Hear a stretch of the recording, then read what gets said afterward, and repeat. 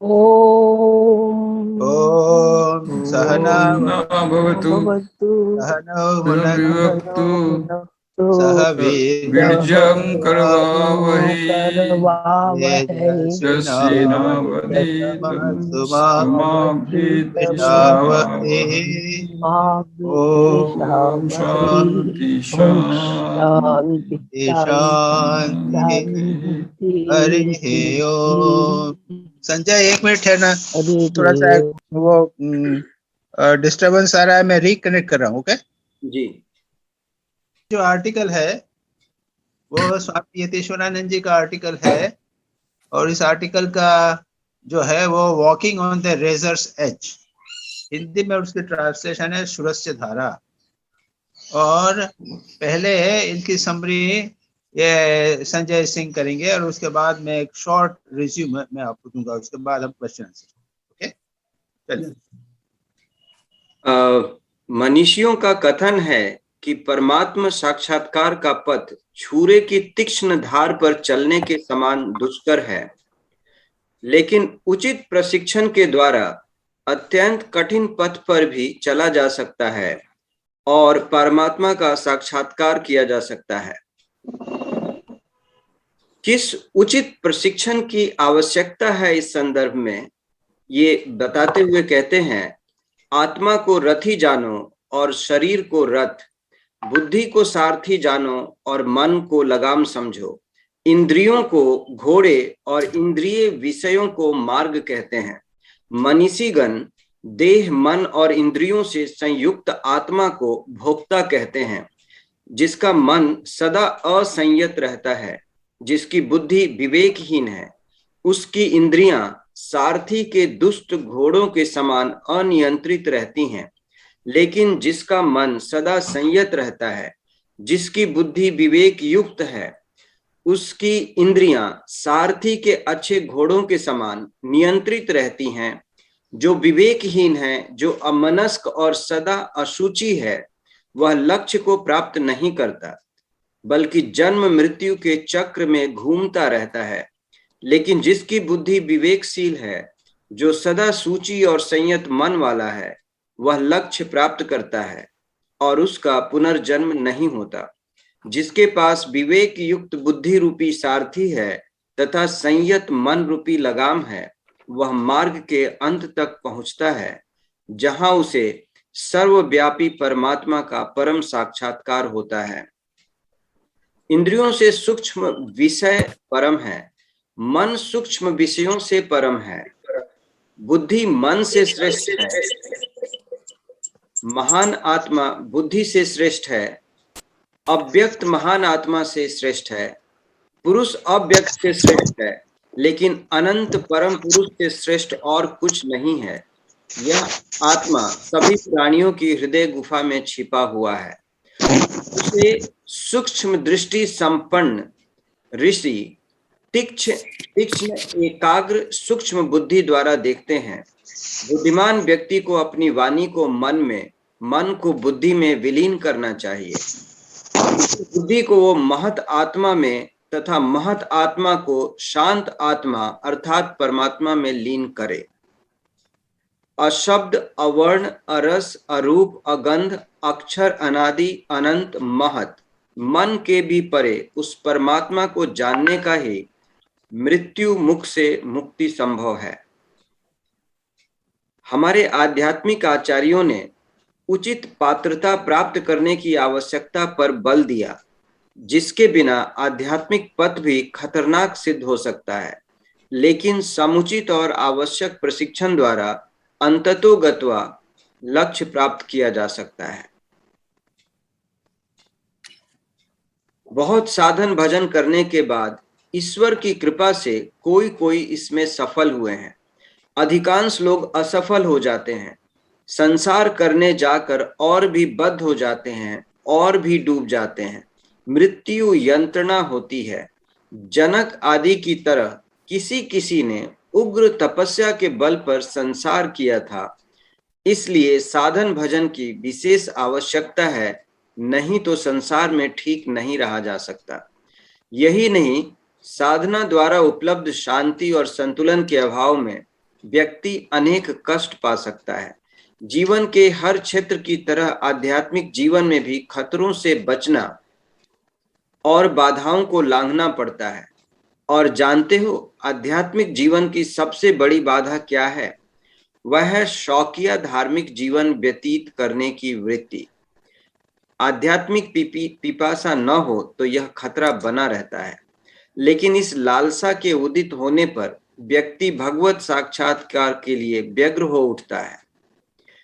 व्यक्ति अनंत पुस्तकें पढ़ ले, असंख्य प्रवचन सुन ले, लेकिन यदि उसके मन का झुकाव आध्यात्मिक आदर्श की ओर न हो तो सब कुछ व्यर्थ है। तुम्हें अपने मन की कृपा प्राप्त करनी चाहिए। हमारे मन को सत्य को ग्रहण करने के लिए उन्मुक्त होना चाहिए।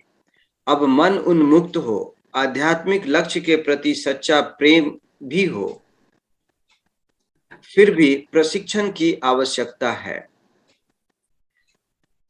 यदि तुम उच्चतम लक्ष्य प्राप्त करना चाहते हो, यदि तुम छुरे की धार पर चलना चाहते हो, तो तुम्हें प्रशिक्षण की आवश्यकता है।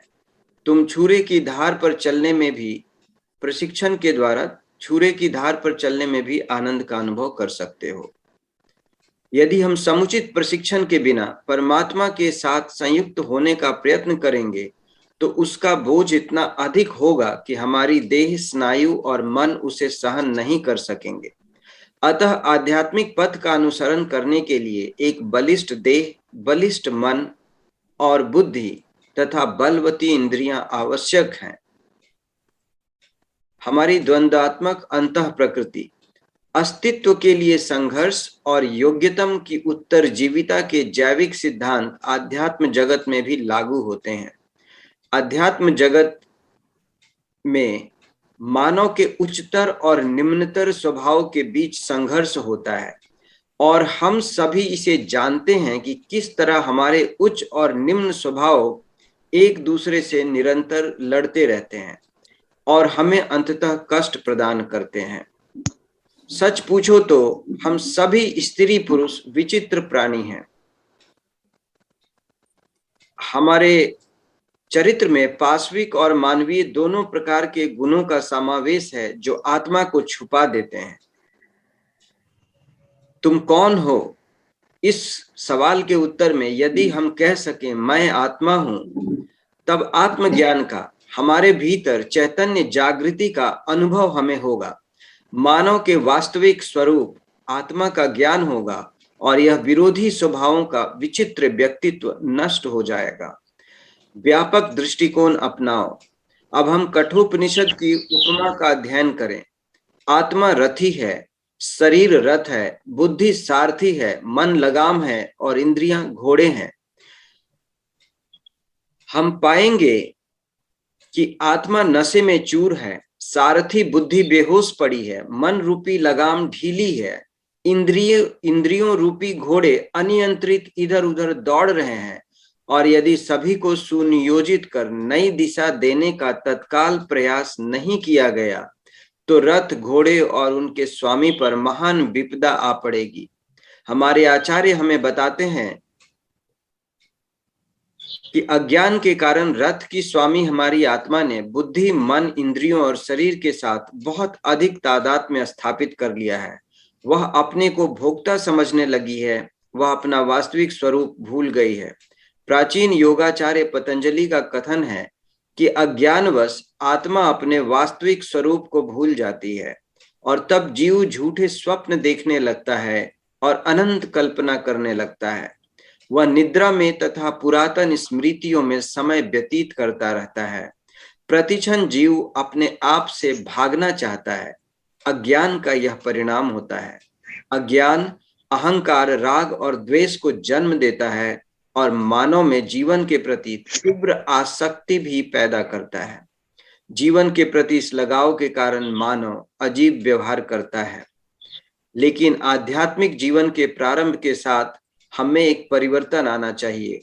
हमें अहिंसा, दूसरों को कष्ट न पहुंचाना, सहानुभूति, सत्यवादिता, निर्लोभिता, ब्रह्मचर्य और स्वाधीनता का अभ्यास करना सीखना चाहिए। हम इतने आलसी हैं कि देह और मन से स्वच्छ नहीं रहते। हम सदा असंतुष्ट रहते हैं। हम सभी के विरुद्ध अभियोग और असंतोष व्यक्त करते रहते हैं और एक आराम तलब जीवन यापन करना चाहते हैं। आजकल हम बहुत सी किताबें पढ़ते हैं, लेकिन हमारा अध्ययन अव्यवस्थित होता है। हम अपने मन को दूसरों के अनंत विचारों से भर लेते हैं और ये विचार बाहरी वस्तुओं के रूप में पड़े रहते हैं तथा मानसिक बदहजमी पैदा करते हैं, और ऊपर से हमारा सारा जीवन अहं केंद्रित होता है। ऐसी परिस्थिति को महसूस कर हमें क्या करना चाहिए? देह और मन से शुद्ध होने का प्रयत्न करो, प्रसन्न रहने का प्रयत्न करो, थोड़ी बहुत तपस्या करो, अत्यधिक नरम मत हो। अव्यवस्थित पढ़ाई और मन को भटकने देने के बदले कुछ गहरा चिंतन और अध्ययन करो। अहं केंद्रित होने के बदले सर्वांतर्यामी और सबके चिरंतन गुरु ईश्वर को अपने कर्मों के फल समर्पित करो। हम अत्यंत असंतुलित विचारों और भावनाओं को आश्रय देते हैं। हम प्रायः स्थूल कर्म करते हैं और यदि आध्यात्मिक जीवन का प्रारंभ भी करते हैं तो अशुभ भावनाओं के कारण नाना रोगों के शिकार हो जाते हैं। कई बार हम अपने को असहाय अनुभव करते हैं। हम में कोई शक्ति नहीं बचती। हम डवाडोल होते रहते हैं, निर्णय नहीं कर पाते। हमारे देह और मन तमोगुनी हैं। अब इस स्थिति को बदलना होगा। हमें एक नया अध्याय प्रारंभ करना चाहिए। पतंजलि कहते हैं, इन बाधाओं के उदित होने पर परमात्मा का चिंतन करो। एक उच्चतर मनोभाव का निर्माण करो, जिसकी सहायता से अपनी वर्तमान स्थिति के आलस्य और चंचलता के ऊपर उठ सको। लेकिन इस कार्य में भी हम अस्थिर और अविश्वसनीय हैं, और यही हमारी सबसे बड़ी समस्या है। हम अपने पर पूरा भरोसा नहीं कर सकते और यही सबसे बड़ी कठिनाई है। पतंजलि इन कठिनाइयों को एक के बाद एक दूर करने की सलाह देते हैं। अशुभ विचारों को शुभ विचारों से जीतो, घृणा को प्रेम से दूर करो। लेकिन हमें यहीं नहीं रुक जाना चाहिए। एक स्तर विशेष की चित्त शुद्धि के बाद एक व्यापक दृष्टिकोण अपनाने का प्रयास करो। हृदयस्थ परमात्मा का अधिकाधिक चिंतन करने का प्रयास करो। भगवत नाम का जप करो। परमात्मा का, गुरुओं के भी परम गुरु का ध्यान करो और तुम देखोगे कि तुम वर्तमान अस्थिर अवस्था से उठने में समर्थ हुए हो। ब्रह्म का चिंतन करने से अनंत ब्रह्म का कुछ स्वभाव हमें भी प्राप्त हो जाता है। भगवत नाम में के जप में सिद्ध होने पर तथा उनके ध्यान से परमात्मा का साक्षात्कार होता है। जब व्यक्ति व्यष्टि जीव और परमात्मा के एकत्व में सफल होता है। देह और इंद्रियों के दोषों की चर्चा करते हैं।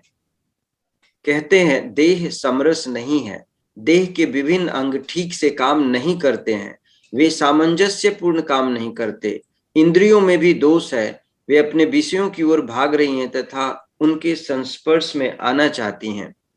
यही नहीं, मन के भी रोग हैं। वासना, संशय, अनिश्चितता, प्रमाद, एकाग्रता का भाव, इनसे मन कलुषित हो जाता है। वस्तुओं के प्रति गलत दृष्टिकोण और मनोभाव, अब इन सभी दोषों को दूर करना है। न्यूनतम नैतिक और आध्यात्मिक योग्यता अर्जित करने का प्रयत्न करो। विवेक करना सीखो, स्पष्ट चिंतन करो। क्या क्षण स्थायी है और क्या स्थायी है, यह जानना सीखो। जिन वस्तुओं के संपर्क में तुम नहीं आना चाहते, उनसे अपने को दूर रखना सीखो। आत्मा में, ईश्वर में जिन निर्देशों का तुम पालन कर रहे हो, उनमें तथा सत्य का साक्षात्कार करने की अपनी क्षमता में श्रद्धा संपन्न हो और इसके साथ सामान्य एकाग्रता का अभ्यास करो। हमारे आचार्यों का कथन है कि आध्यात्मिक जीवन में शारीरिक सौंदर्य नहीं, बल्कि मन का सौंदर्य, मन की समरसता सबसे अधिक आवश्यक है। हमें जीवन के गंभीरतम रहस्यों को भेदने की मानसिक क्षमता अर्जित करनी चाहिए। हमें आंतरिक सौंदर्य, नैतिक सौंदर्य चाहिए। देह के माध्यम से मन और हृदय की पवित्रता प्रकट होती है। मैंने अति सामान्य दिखाई देने वाले लोगों में अलौकिक श्री संपन्नता देखी है, जो अत्यंत सुंदर देह वालों में नहीं होती। यही नहीं, पवित्र और आध्यात्मिक अनुभूति संपन्न व्यक्ति पवित्र और समरसतापूर्ण स्पंदनों को प्रसारित करते हैं, जिनका उनके सानिध्य में आने वाले लोगों पर सुखद ही नहीं बल्कि उद्दात करने वाला प्रभाव पड़ता है।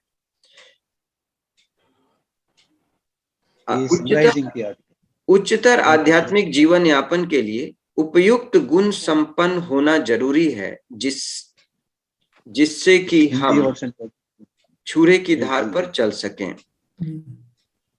देह की विभिन्न अंगों की समरसता कैसे स्थापित करें? अस्वास्थ्यकर आहार का ग्रहण न करो, निष्काम कर्म करो एवं सुनियोजित, संयमित तथा नैतिक जीवन यापन करो। संतुलित सुसंयत चिंतन और कर्म देह को सुसंतुलित करते हैं। मन के दोषों का निवारण मनोयोग मनोवेगों के द्वारा नहीं बल्कि उच्चतर विवेक और मनन के द्वारा परिचालित जीवन द्वारा किया जाना चाहिए। आध्यात्मिक जीवन के लिए हानिकारक बातों से दूर रहना चाहिए, उनमें सहायक बातों को ग्रहण करना चाहिए। जो सहायक है वो बहुत अप्रिय हो सकता है, लेकिन फिर भी हमें उसे स्वीकार करना चाहिए। हमारा आहार शुद्ध होना चाहिए, हमारे विचार और भावनाएं भी शुद्ध होना चाहिए। हमारे सामान्य अहंकार के पीछे उच्च आत्मा है जो पवित्रता, शक्ति और आनंद का उत्स है। तुम उसे जितना अधिक चाहोगे तथा उसे अपने विचारों और क्रियाओं के माध्यम से अभिव्यक्त होने दोगे, तुम उतने ही पूर्ण और शांत होगे। प्राचीन हिंदू ऋषि इंद्रियों को उच्चतर दिशा प्रदान करने में विश्वास करते थे। हम शुभ श्रवण करें, नेत्रों से शुभ दर्शन करें, परमात्मा की स्तुति और आराधना करें तथा स्थिर और बलवान देह तथा इंद्रियों द्वारा निर्धारित जीवन का उपभोग करें। ठीक है। एक लाइन और है, 6 रिपुओं को ईश्वर की ओर मोड़ दो। आत्मा के साथ रमन करने की कामना हो, जो ईश्वर की राह पर बाधा पहुंचाते हैं उन पर क्रोध हो, उसे ही पाने के लिए लोभ। यदि ममता है तो उसी के लिए हो, जैसे मेरे राम मेरे कृष्ण। यदि अहंकार करना है तो यह सोचकर अहंकार करो कि तुम भगवान के दास, भगवान की संतान हो। जी महाराज, प्रणाम। Very good, very good, very good. ये आर्टिकल बड़ा आर्टिकल है। अनफॉर्चुनेटली क्या करूं, कुछ लोगों ने कहा कि महाराज काफी बड़े आर्टिकल हो जाते हैं, लेकिन अब ये जैसा भी हो अपने आप में एक बहुत इम्पोर्टेंट आर्टिकल है। और मैंने जब इसको देखा तो महाराज चालू करते हैं कठोपनिषद से, आत्मा के रथ की बात करते हैं। उसके बाद रथ की समस्या हो जाती है, रथ ढीला ढाला हो जाता है, घोड़े नरम हो जाते हैं, लगाम ढीली हो जाती है, यानी ये हमारे जीवन में समस्याएं हो जाती हैं। उसके बाद में महाराज कहते हैं उससे समस्याएं हो जाती हैं और फिर वे 2 प्रकार की टेक्निक्स बताते हैं इसको दूर कैसे करना। यदि आप लोग तो बता दिया, पतंजल योग सूत्र का तो रेफरेंस दिया है। इसके साथ ही साथ मैंने गहराई से देखा कि उसमें वेदांत का भी चर्चा की। तो पतंजल योग सूत्र में यम नियम होता है, वेदांत में है विवेक, वैराग्य, षट संपत्ति और मुमुक्षुत्व। इसको भी महाराज ने वो उस शब्दों में नहीं, विवेक वैराग्य शब्द में नहीं लिया है, लेकिन उसको उन्होंने आज के लोगों के दृष्टिकोण से इंग्लिश में उसको अच्छी तरह समझाया। तो वे वैराग्य की बात करते हैं, विवेक की बात करते हैं और उसके बाद में बार बार कहते हैं कि मिनिमम क्वालिफिकेशन, कम से कम थोड़ा तो कुछ करना होगा, बना उसके नहीं होगा। और फिर वे आगे ये भी कहते हैं कि हमारी वासनाएं हैं, हमारी इच्छाएं हैं, प्रॉब्लम्स हैं, उनको सब्लिमेशन करने की बात भी करते हैं, जो संजय सिंह ने बीच में बताई। जो महाराज कहते थे कि अपने क्रोध को, हमारे दोषों हैं उनकी ओर मोड़ दो, लोभ को भगवत प्राप्ति के लिए की ओर दिशा दे दो। इस प्रकार के उन्होंने सारे जो है इंडिकेशंस अच्छी तरह से बता दिया। अब प्रश्न करें जी। सबसे पहले कुंडू। Yes, Maharaj. आओ भाई बोलो। Maharaj, first question is, in this, like you said, are Karma Yoga and Bhakti Yoga subservient to the other two towards the attainment of spiritual realization? Yes. Because in this only Yoga What is the Sutra question? and Vedanta is discussed. Kundu Now, Kundu this जी आप article, देखो देखो, पातंजलि, जैसा मैंने कहा ना, पातंजलि योग सूत्र को उन्होंने डिटेल में एनालाइज किया। जो इंस्ट्रक्शन दिए, हमारी समस्या हो जाती है, अविद्या में पड़ जाते हैं, हम राग द्वेष में पड़ जाते हैं, ये है पातंजलि योग सूत्र क्लेश, और उसको दूर करने के उपाय पातंजलि योग सूत्र से दिए हैं और वेदांत के उपाय भी दिए हैं। ये दो दिए हैं। एंड में सरेंडर के ऊपर काफी बड़ा है, शरणागति पे। तो यहाँ पे इस आर्टिकल में कोई ऐसा है, ये कोई पाथ दिखाने का आर्टिकल नहीं है। एक दूसरा आर्टिकल है जिसको मैं संभवतः अगली बार या उसके बाद में भेजूंगा। उसमें वो 4 पाथ का, कर्म योग, राजयोग, भक्ति योग और ज्ञान योग, वो क्लियरली लिखे गए। अच्छा। यहाँ पर ये योगों को, it is not very important, so don't worry about it. यानी यहाँ पे तो उन्होंने पातंजलि योग सूत्र से लिया है, वेदांत से लिया है और भक्ति की बात है। So that is, don't worry about, this is not a very important work. Secondly, second question. Second question, Maharaj, in page 22, it is said, he cuts himself off from body consciousness, mind consciousness, and intellect consciousness. Now, body consciousness is understood, but what is mind and intellect consciousness, and how to get rid of them? Very good question. Because body consciousness is सब समझते हैं। Swamiji, may I just interrupt a minute, Swamiji? May I please interrupt? No, ये तो एक question को answer तो हो जाने दो। हाँ नहीं, वो कुंडू जी का क्वेश्चन में वो जो पूछे वही मैंने भी पूछा है, बट उसमें एक सेंस भी लास्ट में लाया है, sense consciousness, strong senses. No, this question is, let question be answered, उसको बाद में करो। ऐसा है कि व्हाट इज माइंड कॉन्शियसनेस। मैं जब बॉडी कॉन्शियसनेस बोलता हूँ, क्या मैं मोटा हूँ, मैं दुबला हूँ, मुझे दर्द हो रहा है, बॉडी में दर्द हो रहा है, मैंने मैं कर दिया। अब इसी प्रकार से कहते हो कि मैं चिंतित हूँ। मैं जब कहता हूँ कि मैं चिंतित हूँ, तो मैंने अपने आप को माइंड के साथ आइडेंटिफाई कर लिया। ये हुआ माइंड कॉन्शियसनेस। ओके, मेरे को मुझे बात समझ में आ गई। I have understood what you have told. ये किसने किया? बुद्धि ने किया।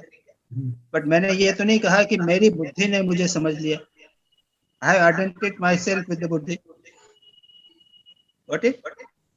तो ये हम सारे जीवन में कई प्रकार से करते रहते हैं।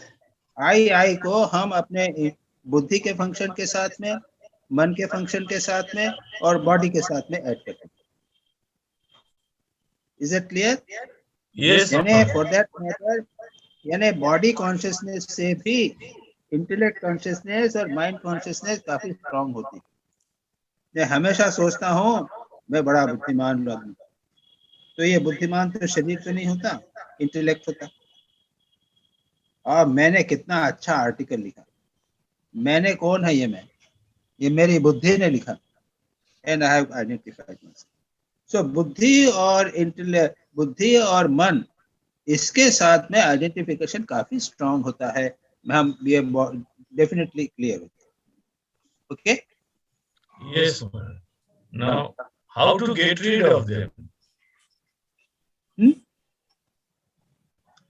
You see, get rid of is that you विचार के द्वारा होना पड़ेगा और कुछ नहीं। Okay. जैसे मैं बॉडी नहीं हूँ, वैसे विचार के द्वारा मैं इंटेलेक्ट नहीं हूँ, मैं बुद्धि नहीं हूँ। विचार बात करते हुए करते संगे भले करते रहें, लेकिन वेदांत में कहते हैं जो ब्रह्मज्ञानी होता है वो भी कहता है कि आज मुझे बहुत दर्द हो रहा है। ब्रह्मज्ञानी का कहना मुझे दर्द हो रहा है और सामान्य व्यक्ति का कहना मुझे दर्द हो रहा है, उसमें बहुत अंतर।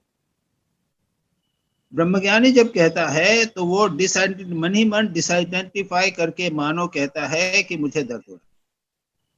थोड़े टाइम के लिए वो बॉडी के साथ आइडेंटिफाई कर लेता है।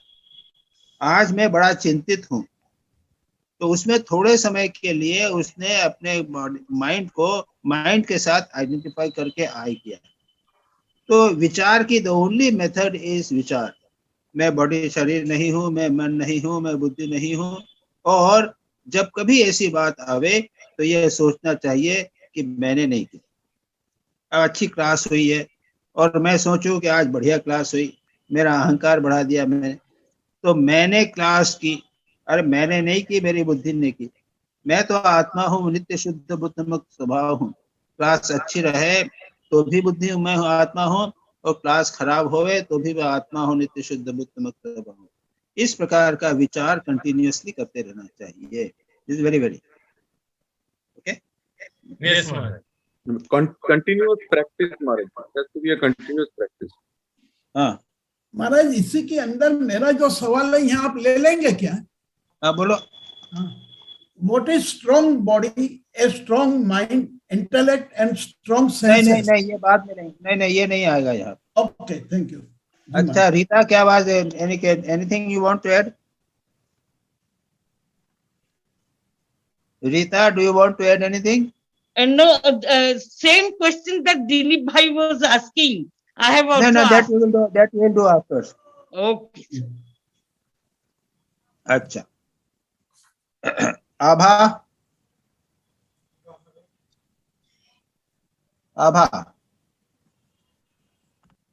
Pranam Swami ji. हाँ बोलो।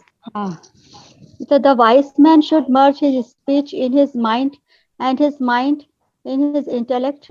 He should merge the intellect in the cosmic spirit and the cosmic spirit in the self of peace, the transcendental spirit. Swami ji इसका ये मीन समझ ये में जो नहीं आया। मर्जिंग हाँ कह रहे हो ना, दैट इज योर। हाँ या ये मर्जिंग क्या होता है? हाँ जैसे जब हमने आंखें बंद कर ली, ध्यान करने बैठे और मन को हमने इष्ट में लगाया, तो इंद्रियां क्या हुआ? इंद्रियां तो गायब हो गई। शांति। हाँ तो ये इंद्रियों का गायब होना, इसको कहते हैं मर्ज होना।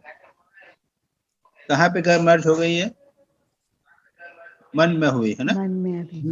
हाँ इस प्रकार से उसके आगे जाओगे तो कहते हैं कि विचार करते करते एक लेवल आता है जहां पर उसके बाद में वो एक कॉस्मिक माइंड में जाता है। यानी एक मेरा मन है ना, उसके बाद में आएगा ये श्लोक और भी डिस्कशन होगा। महान आत्मा यच्छेत वाग मनसी प्राज्ञः तद्यच्छेत ज्ञानमात्मनि अनात्मनि महति नियच्छेत तद्यच्छेत शांतमात्मनि। हाँ, तो इसका ट्रांसलेशन करते कहते हैं कि क्या करना चाहिए? इंद्रियों को मन में लय करना, ये सबसे इजी अंडरस्टैंड कर, ठीक है ना। लेकिन उसके बाद कहते हैं मन को निश्चयात्मिका बुद्धि में करो। बुद्धि डिसाइड करती है, मन को भी कंट्रोल कर दिया, डिसाइड कर लिया कि मैं मन हूं, मैं आत्मा हूं, ये बुद्धि ने डिसाइड कर लिया, तो मन बुद्धि के लेवल पर चले गए। यहाँ पर कहते हैं कि यह प्रकाशात्मका बुद्धि जो है, यही जो है विद्वान व्यक्तियों का यही आत्मा। उस महान आत्मा में ही क्या है कि उस मन के बुद्धि लय करो, फिर उस बुद्धि को प्रथम उत्पन्न समष्टि बुद्धि हिरण्यगर्भ में जो। तो यहाँ पर हम जहां तक इंटेलेक्चुअली जा सकते हैं वो ये है कि हम मन को पूरी तरह कंसंट्रेट करके बुद्धि में एस्टेब्लिश जब होते हैं तो ये मानो अपनी आत्मा पे एस्टेब्लिश होने जैसा।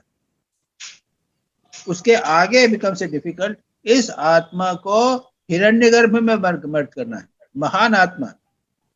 Now how does it happen? ये कैसे होगा? हम परमात्मा का चिंतन करें। हम आत्मा का चिंतन करते हैं, इंटेलेक्ट से मन को एकाग्र किया, उसके बाद में परमात्मा का चिंतन करें। और जब परमात्मा का चिंतन करते हैं तो यतीश्वरानंद जी कहते हैं कि एक स्टेट ऐसी आती है कि जब परमात्मा जो है वो हमें अपने हमसे अधिक सत्य प्रतीत होने लगता है। यानी श्री रामकृष्ण को जब माँ काली का दर्शन करते थे तो काली मूर्ति नहीं, वो चैतन्य सत्ता जो है वो उनकी देह मन से और इंडिविजुअल बुद्धि इंटेलेक्चुअल आत्मा से भी महान हो जाता है। आई डोंट नो वैसा क्या नहीं। यानी यतीश्वरानंद जी कहते हैं कि जब व्यक्ति साधना करता है तो जो इष्ट है वो रूप दिखता है, बाद में इष्ट जो है वो चैतन्य दिखाई देने लगते हैं, और उसको ये लगता है कि मैं भी आत्मा ने, मैं भी शरीर नहीं हूं, मैं भी आत्मा हूं। तो साधना के इस उपनिषद और वेदांत के अनुसार साधना की बहुत इंपॉर्टेंट स्टेप है जब हम यह समझने लगे कि हम देह नहीं हैं, हम आत्मा है। ओके, और ये कब होगा? जब बुद्धि पूर्ण रूप से प्रतिष्ठित हो जाएगी, एकाग्र हो जाएगी।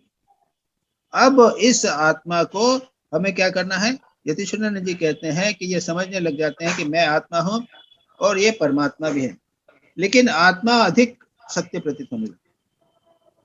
मैं अपने आप को अधिक सत्य प्रतीत करता है ना, लेकिन साधना करते करते ऐसी स्थिति आ जाती है कि आत्मा जो है वो परमात्मा में विलीन हो जाता है। वी गेट मर्ज इनटू हमारे इष्ट। जो इष्ट है वो रामकृष्ण के बढ़ते सच्चिदानंद स्वरूप हो जाते हैं, और मेरी आत्मा भी है परमात्मा में विलीन हो जाती है। ये यच्छेद। और इसमें बीच में उन्होंने दो और जोड़ दिए हैं कि हिरण्यगर्भ है, और उसमें आत्मा वो कहते हैं कि उसको हिरण्यगर्भ में लय करो, उस महान आत्मा में समस्त विषयों क्रियाओं को शांत हो जाने पर मुख्य आत्मा में लय करो। ये थोड़ा टेक्निकल हो जाता है। परमात्मा में यह बीच में ले आए हैं हिरण्यगर्भ, हिरण्यगर्भ के बाद में अव्यक्त यानी प्रकृति, और प्रकृति के बाद में परमात्मा।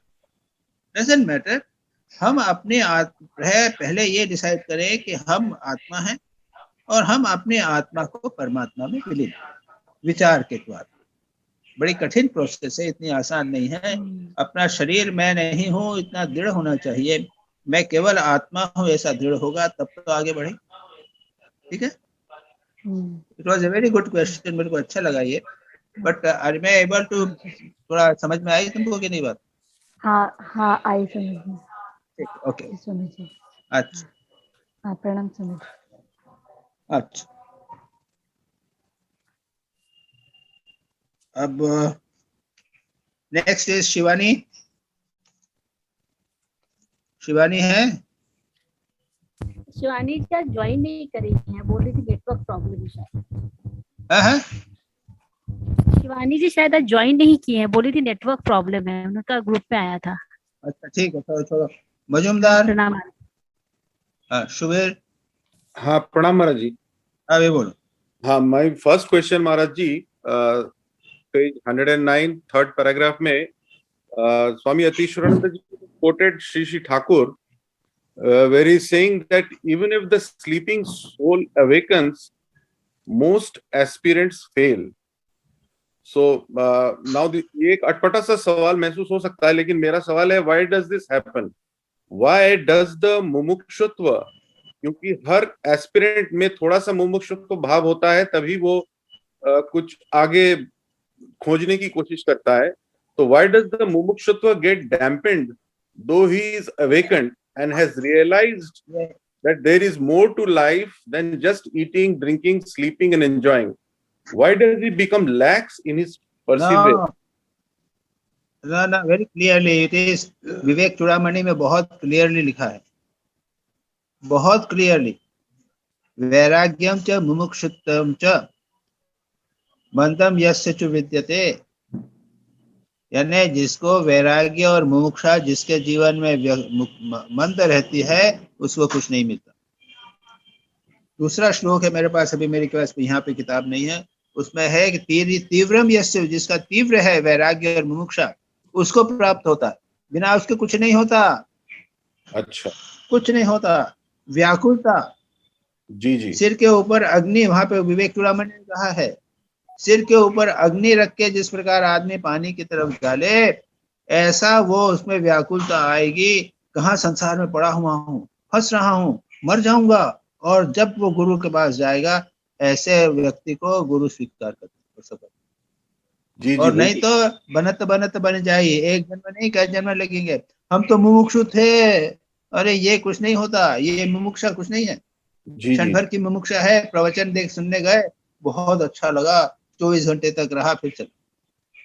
जी जी जी, वेरी तो क्लियर। नो, मैंने मुमुक्षा में केवल मुमुक्षा है, तीव्र मुमुक्षा, मंद विमुक्षा होना ही नहीं चाहिए। कोई मंद मुमुक्षा या मंद वैराग्य जैसी कोई चीज नहीं। ठीक ठीक ठीक बड़े बड़े महाराज। प्रवचन सुनेंगे, बढ़िया लगेगा, वैराग्य आ गया, 2000 दिन रहा, 4 दिन रहा, 7 दिन रहा, और जी इसकी सैकड़ों कहानियां। जी संसार में लोग कितने तीव्र हैं। आप विल मंगल की कहानी जानते हो? तो जी महाराज, जानते हो ना? हाँ महाराज, जानते। हाँ, वो अब एक वेश्या से लगा हुआ था, कितना तीव्र था। श्राद्ध छोड़ के गया, मगर को पकड़ के चला गया, लकड़ी के पकड़े मगर को पकड़ के चला, मुर्दे को पकड़ के चला गया, और वो रस्सी से ऊपर चला गया। रस्सी तो क्या, सांप थी उसकी। वो उसने कहा था, जो थी प्रेमिका, उसने कहा था कि ऐसी तीव्रता अगर भगवान के लिए हो तो तुझको मिल जाएगी, फिर जी सब छोड़ के चल। बिल्कुल। तो जी दीज आर, जब सेंट्स के जीवन में सुनो पढ़ो तो पता चलता है कि हम कुछ नहीं है उसके सामने। जी जी, एक आदमी, वो मुसलमान सेंट था, हबीब अजमी, तो वो सूदखोर था, एक जल्लाद था। एक दिन उसकी पत्नी खाना बना रही थी, तो उसके बर्तन के अंदर खून भर गया। तो उसने कहा, तुम्हारी जल्लादी के कारण ये खून हो गया है। तो कहा, देखो मैं प्रॉमिस करता हूँ, मैं छोड़ रहा हूँ। चला गया, गुरु के पास जाके उसने कन्फेक्शन किया। जब जा रहा था तो लोग भागे, बच्चे भागे, कह रहे भागो, इसके पैर की धूल हम पे पड़ जाएगी तो हम पापी हो जाएंगे। जब लौट के आ रहा था तो बच्चे भागे कि ऐसे भागो भागो, अरे कहीं ऐसा नहीं कि हमारी धूल इसके सिर पर लग जाए। ये तो अच्छा हो गया, एक दिन में complete total transformation. So as a matter of fact, I personally feel ये ढीली ढाली जीवन जो है ना, स्पिरिचुअल लाइफ है, ये कुछ नहीं, बिल्कुल इट इज नथिंग। जी जी, ठीक है, ठीक है। अरे भाई 7 दिन में हम कुछ नहीं करते, रोज रोज नहीं पढ़ते, 7 दिन में एक बार तो क्लास हो रही है, एक आध डिस्कशन हो रहा है, जी, okay, that's all. That is the answer, बिल्कुल Maharaj. But that is absolutely nothing from, जी जी, absolute. fully understood Maharaj. Next question Maharaj ji, on page 122 paragraph 2 Swami Yatishwarananda says that only when we awaken do we start walking the razor's edge. He describes awakening as the development of the discriminative ability. Is that the only criteria of awakening or are there more aspects? क्या हुआ ऐसा? तो only discrimination, only discrimination, यानी शास्त्रों में ये कहा है, सत संपत्ति, सत संपत्ति है। डिस्क्रिमिनेशन, विवेक, वैराग्य, जी ये मोस्ट इंपॉर्टेंट है। और उसको, वो जो पोर्शन यतीश्वरानंद जी का है, उसको अच्छी तरह पढ़ना। जी, तो मतलब अवेकन होने के लिए सिर्फ डिस्क्रिमिनेशन की जरूरत है और कुछ नहीं। That's the only thing required. Discrimination, विवेक, वैराग्य होना चाहिए, बनाए रखना चाहिए। विवेक वैराग्य। हाँ, तीसरा सवाल महाराज जी, ऑन और पेज तीसरा क्वेश्चन भी तुम्हारा उसी तरह से है। जी महाराज जी, तीसरा क्वेश्चन भी उसी तरह का है शायद। on page 10 paragraph 1 Swami Yatishwarananda talks of grace of mind. So how does one awaken the grace of one's mind? Why does one become satisfied with just a little bit of spirituality only and stop striving further? ना वो तो खैर discuss हो गया, वो जाने कुछ है ही नहीं हमारे में। बाकी लोग तो संतुष्ट होते नहीं है। हाँ, वो गुरु जी भी देख लेते हैं, गुरु जी के पास में आया तो कहते हैं अच्छा अच्छा, बहुत अच्छी बात है, तुम ऐसा करो 4 धाम की यात्रा करिए। हाँ, वो देख लिया कि उसमें दम नहीं है, बात भी कर रहा है, महाराज ये चाहिए वो चाहता हूँ, अच्छा ठीक है जाओ 4 धाम की यात्रा। और जो व्याकुल होता है उसके साथ तू यहीं रह मेरे पास, मैं तुझे उपदेश दूँ, साधना तो करूँ। जी जी it all depends upon the individual. उसमें कोई भाई का प्रश्न नहीं है कि भाई, it all depends upon the individual. जी वी जी are so again. Satisfied with the worldly things. हाँ हाँ, it's a reflection of the first question again कि व्याकुलता का भाव है, दैट्स ऑल। हाँ हाँ जी जी हाँ, ठीक हाँ। है। एंड लास्ट तो क्या है क्वेश्चन। कि हाँ महाराज जी, हाँ हाँ पढ़ो। हाँ last question Maharaj ji, on page 13 second paragraph, Swami Yatishurananda says we cannot trust ourselves fully, and that is the difficulty. What is meant by that? Does he mean that we are aware of our shortcomings and yet do not act on it, or is it lack of faith in oneself? वो कहते हैं कि we cannot You trust see, ourselves. it is not the lack of, ji not in that sense it is not told. It is only क्या है कि we know the means. We ji know the means, but we don't follow. It is not lack of faith in ourselves, actually not that, but it is not that following the instructions. That should be the right way of understanding this. Okay, so we don't follow the instructions. That is the real reason. So that is what That he is the means thing. by saying we don't trust ourselves fully. Correct. Okay, That is that we don't follow the instructions. Ji Maharaj ji, that's all महाराज। प्रणाम महाराज जी। Devashish,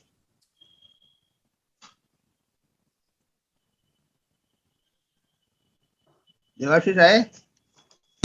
प्रणाम महाराज जी, प्रणाम हाँ बोलो। महाराज जी। I think 2 questions have been answered. That one is that Subir has asked just now, the grace of mind, and the wise man should merge his speech, his mind. ये भी आपने बता दिया। मैं ये क्वेश्चन जो ignorance का है, so souls on identifying itself too much with the intellect, the mind, the senses, and the body. Now, what is the origin of this ignorance? And we You see, uh, no, the original of ignorance that does not make any difference. There is ignorance. Ignorance is माया जो है वो कहाँ से आई है कहाँ से जाई नहीं बता सकते आप। you can stop it, no? that is the idea. वही मैंने पिछली बार भी कहा था या शायद नहीं कहा था या इस बार क्या, वो वशिष्ठ ने राम ने वशिष्ठ से पूछा कि ये माया कहाँ से आई है।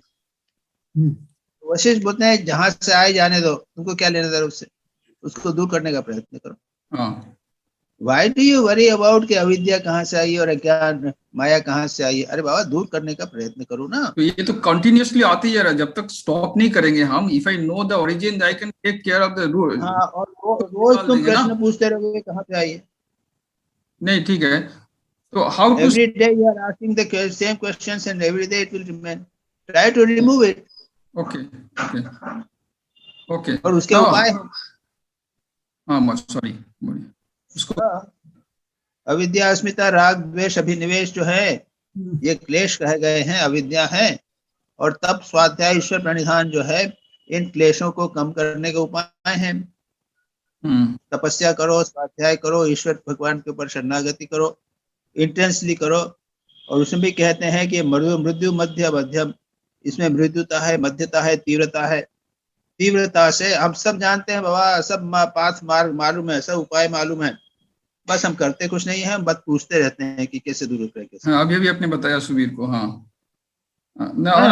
How to strip up the non self from the self, non self from the self. Non self जीवात्मा, तुमने जो पहले प्रश्न किया था ना, हाँ, द एंजॉयर और जीवात्मा। हाँ, जीवात्मा क्या है? Body mind conscious, body mind के साथ में जीवात्मा का आत्मा का union, that is because of अविद्या। और ये हुआ जीवात्मा। तो मैं बात कर रहा हूँ वो जीवात्मा है, मैं खा रहा हूँ वो जीवात्मा है। Enjoyer, doer, sufferer is all जीवात्मा। So that is your philosophical question. The point is how to do it, how to remove it. ज्ञान मार्ग में मार्ग है, भक्ति मार्ग में मार्ग है, और योग में भी मार्ग। विवेक के द्वारा उसको दूर करो। अभी मैंने कहा इसको दूर करने के लिए तप, स्वाध्याय, ईश्वर प्रणिधान करो, और विचार के द्वारा विवेक करो। विवेक, वैराग्य, मुमुक्षुत्व और षट संपत्ति, ये पतंजलि योग अपने वेदांत में है। भगवान से पूर्ण रूप से, आंतरिक रूप से भक्ति कर लो तो माया सब जो है वो भाग जाए। सो सभी प्रकार के वे हैं बाबा, करो तो।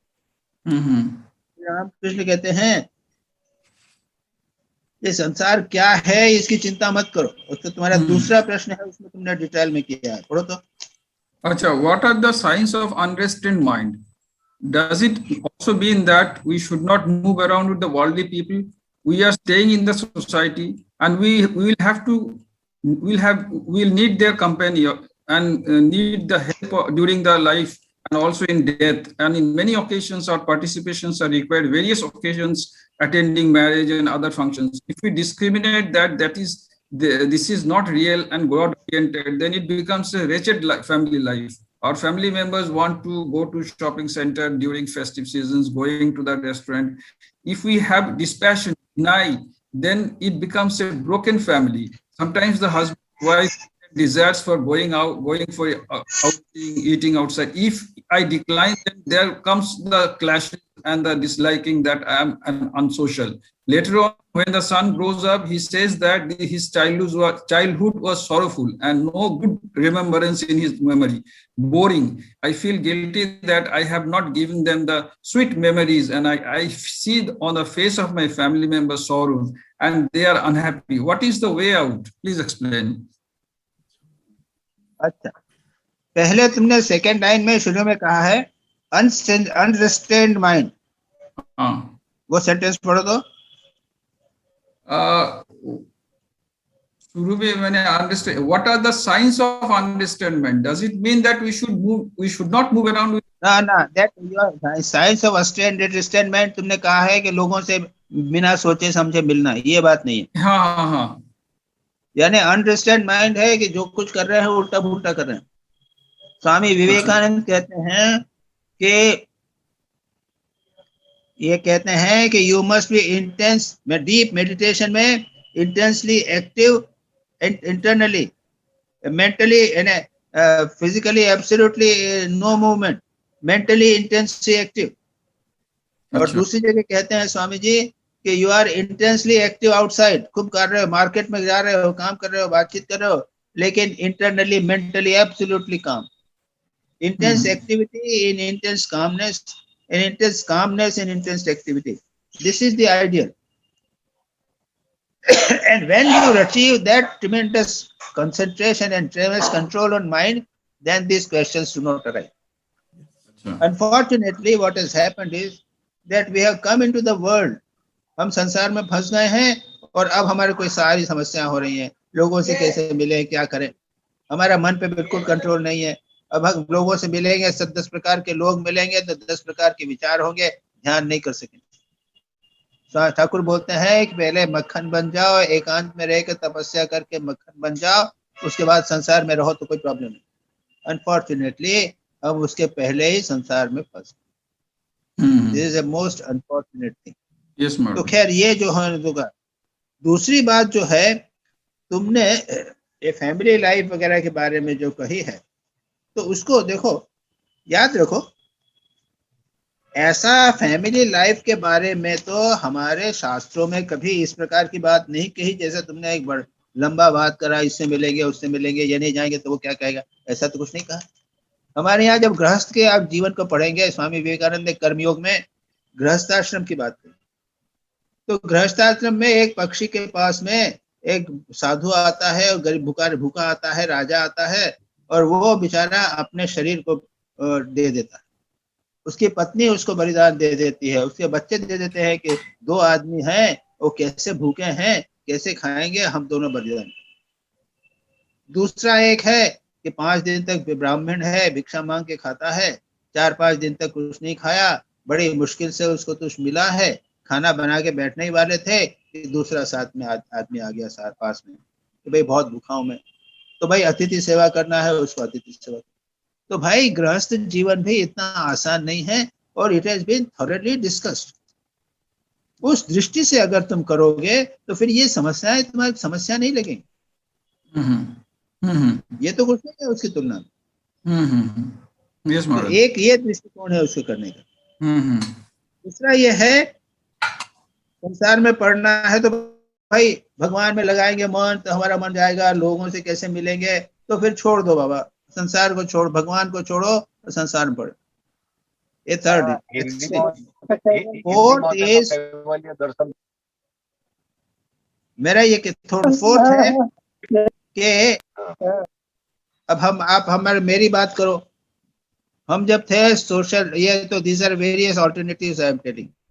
One alternative I tell which is absolutely against. मैं जब एमबीबीएस में था और मैं मेडिकल कॉलेज में था, वहां पे सोशल गैदरिंग होती थी और पास में ही आश्रम था, वहां पे प्रवचन होता था। मैं सोशल गैदरिंग से भाग के आश्रम में चला जाता था। रोज सब जानते थे कि आश्रम जाता है, और सब मुझे चिढ़ाते थे, स्वामी जी स्वामी जी स्वामी जी, चिढ़ाते थे स्वामी। अच्छा, आप सोशल रिस्पॉन्सिबिलिटी की बात करते हैं, मेरी भी तो पेरेंट्स की रिस्पॉन्सिबिलिटी थी, और पेरेंट्स से मैं अकेला लड़का था। अब आपकी स्थिति होती तो कभी मैं साधु नहीं बन सकता था, आध्यात्मिक जीवन में जा नहीं सकता। So these are the various alternatives or various approaches I can. Thakur क्या बोलते हैं, आधा मन भगवान में रखो और आधा मन संसार में करो। या फिर कहते हैं, ब्रह्मानंद जी कहते हैं, सुबह संसार में जाने के पहले अच्छी तरह भगवान का स्मरण कर लो। एक कर्म करने के पहले भगवान का स्मरण करो, कर्म करने के बाद भगवान का स्मरण करो, और बीच बीच में भगवान का स्मरण। So these are various alternatives I am suggesting to your problem. You know, you first is, अगर आप संसार के लोगों के बारे में सोचते रहेंगे तो कुछ नहीं होगा। और फिर अगर सच्चे सच्चे भक्त होंगे तो याद रखिए, भगवान स्वयं आपके लड़के या लड़की की शादी के लिए खुद पार्टी लेके आएंगे, खुद बारात लेके आएंगे भगवान। तुमको दूसरों के ऊपर डिपेंड नहीं करना पड़ेगा। तुम्हारे शादी, बच्चे की शादी तक करा देंगे, सब करेंगे भगवान। यानी भगवान ने तो कहा है ना, योगक्षेमम वहाम्यहम्। जब अनन्य भाव से मेरा कोई चिंतन करता है तो फिर ये चीजें उसको नहीं आती। योगक्षेम भगवान स्वयं वहन करते हैं, और अनेक दृष्टांत आपको अपने संतों के जीवनी में मिले, वो मैं डिटेल में बता रहा हूं। यानी संत तो भूल ही जाते थे भगवान के बारे में, अरे संसार के बारे में भूल ही गए।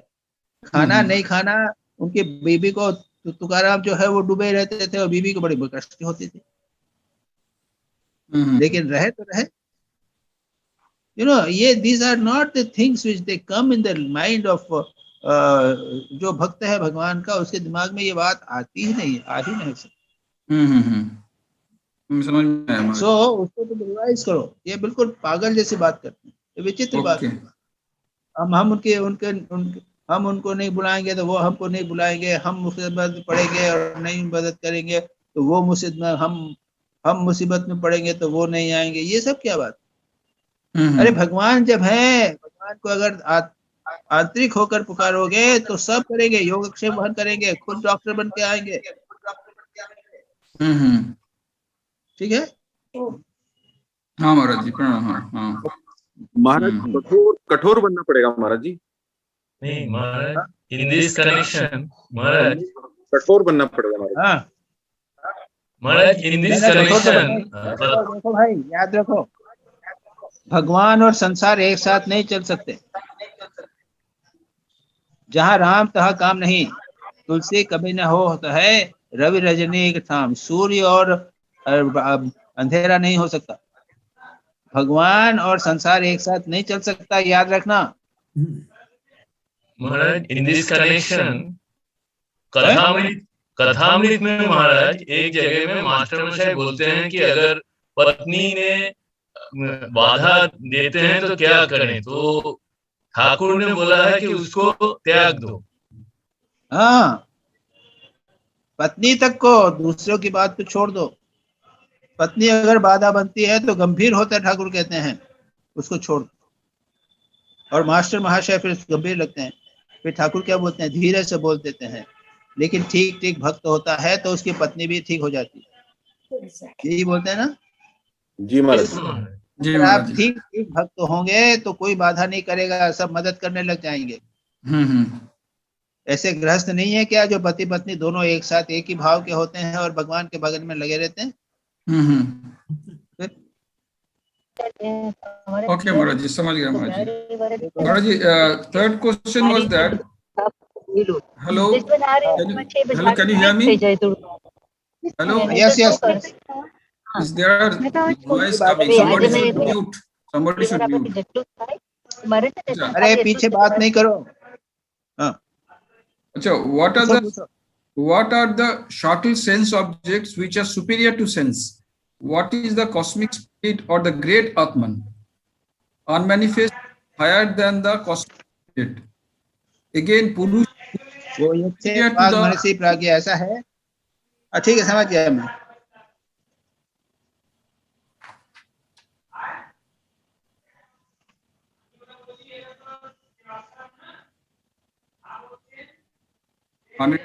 पेज। एक मिनट देता हूँ। I got written down the notes तुम्हारे क्वेश्चन का।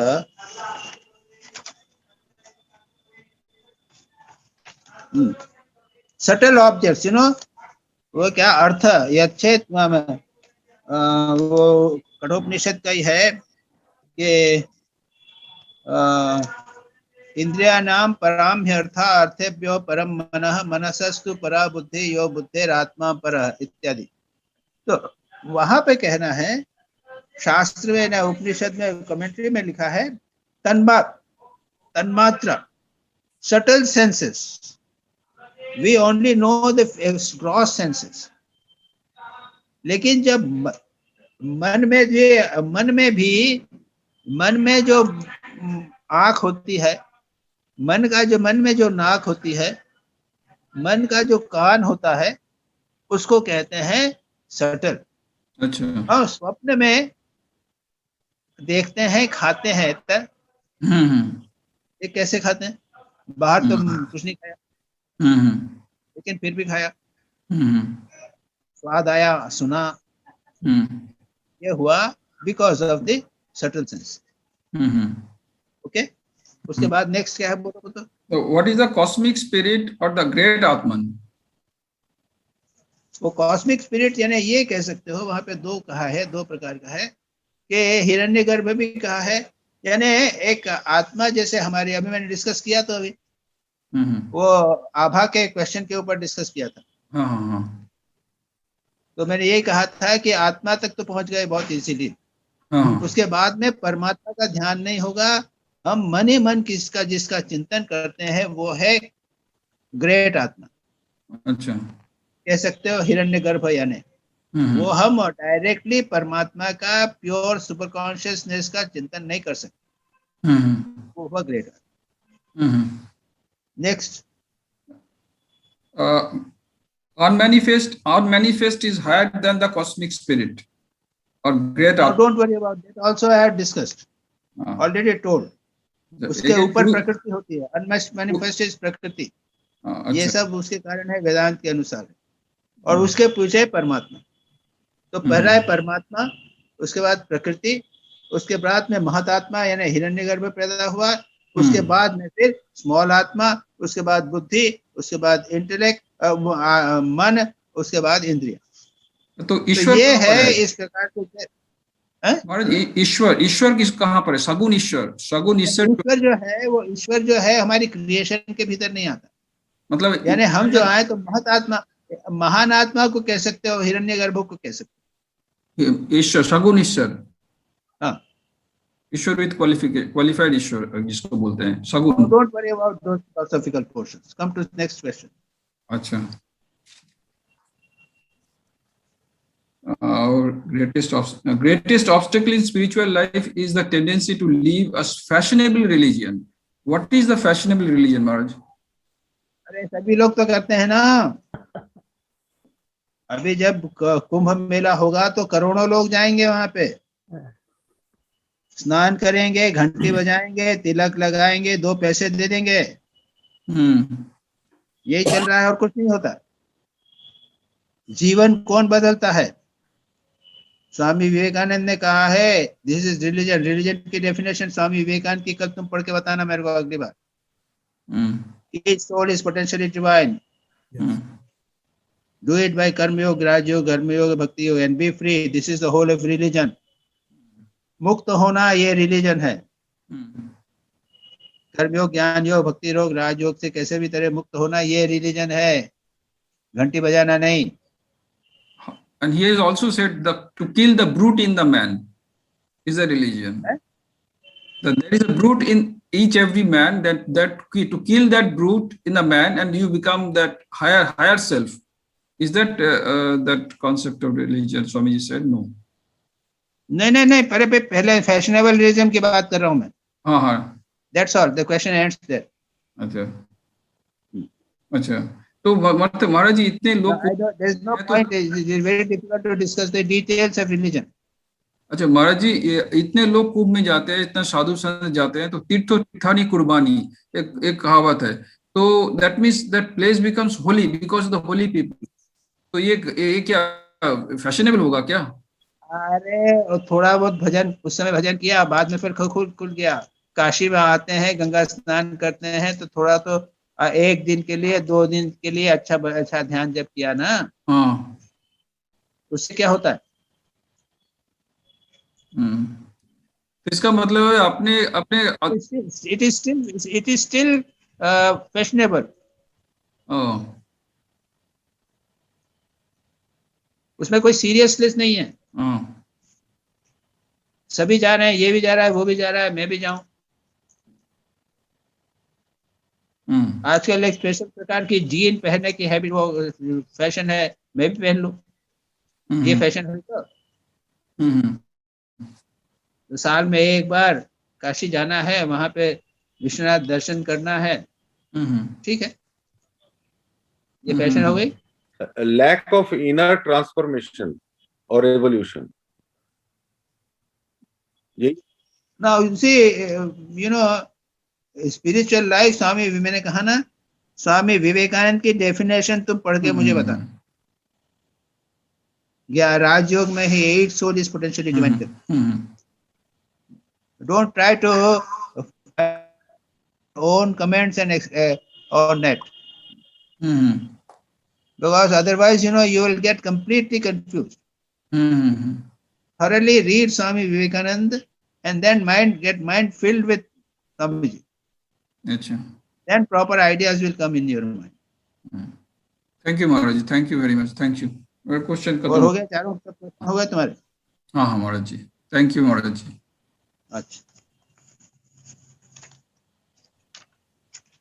अच्छा, अब कौन है?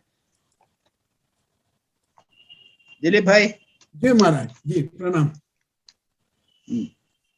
सुनो, सबसे पहले हाँ, तुम्हारा मध्य मार्ग का प्रश्न लेते हैं। हाँ, मध्य मार्ग का प्रश्न सुनो जी। जो मध्य मार्ग है ना, वो क्वेश्चन आया कहाँ, उसमें आया ना आर्टिकल में जी, बुद्ध का आया है।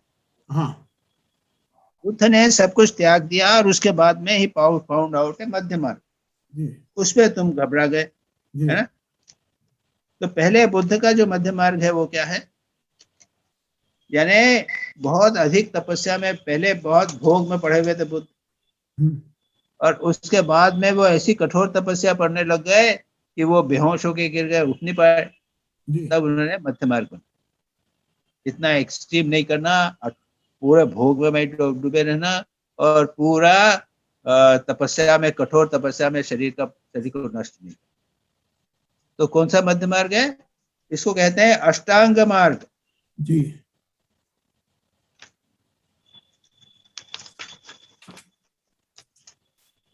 8-fold noble path. ओके जी, मैं जल्दी से बोल देता हूँ जी। अष्टांग मार्ग यानी सम्यक दृष्टि, 4 आर्य सत्य में विश्वास करना, सेकंड सम्यक संकल्प, मानसिक और नैतिक विकास की प्रतिज्ञा करना, तीसरा सम्यक वचन, हानिकारक बातें और झूठ नहीं बोलना। जी, चौथा सम्यक कर्म, हानिकारक कर्म नहीं करना। पांचवा है सम्यक आजीविका, कोई भी स्पष्टतः या अस्पष्टतः हानिकारक व्यापार नहीं करना। कोई बिजनेस किया डायरेक्टली और इनडायरेक्टली आप उसमें इन्वॉल्व हो गए जो करप्ट है। सम्यक प्रयास, अपने आप को सुधारने का प्रयत्न करना। सम्यक स्मृति यानी स्पष्ट ज्ञान प्राप्त करना और मानसिक योग्यता पाने की कोशिश करना, अच्छी बातों को याद रखना। और सम्यक समाधि, कंप्लीट कंसंट्रेशन। इसको ये 8 में से 4 इसको किए हैं। पहला और दूसरा कहते हैं प्रज्ञा। प्रज्ञा यानी clear understanding. We must have a clear understanding of the goal of our life, our nature etcetera. Second है शील, कंडक्ट, हमारा जो व्यवहार है वो ठीक होना चाहिए। और चौथा है समाधि, समाधि यानी एकाग्र, मानसिक एकाग्र।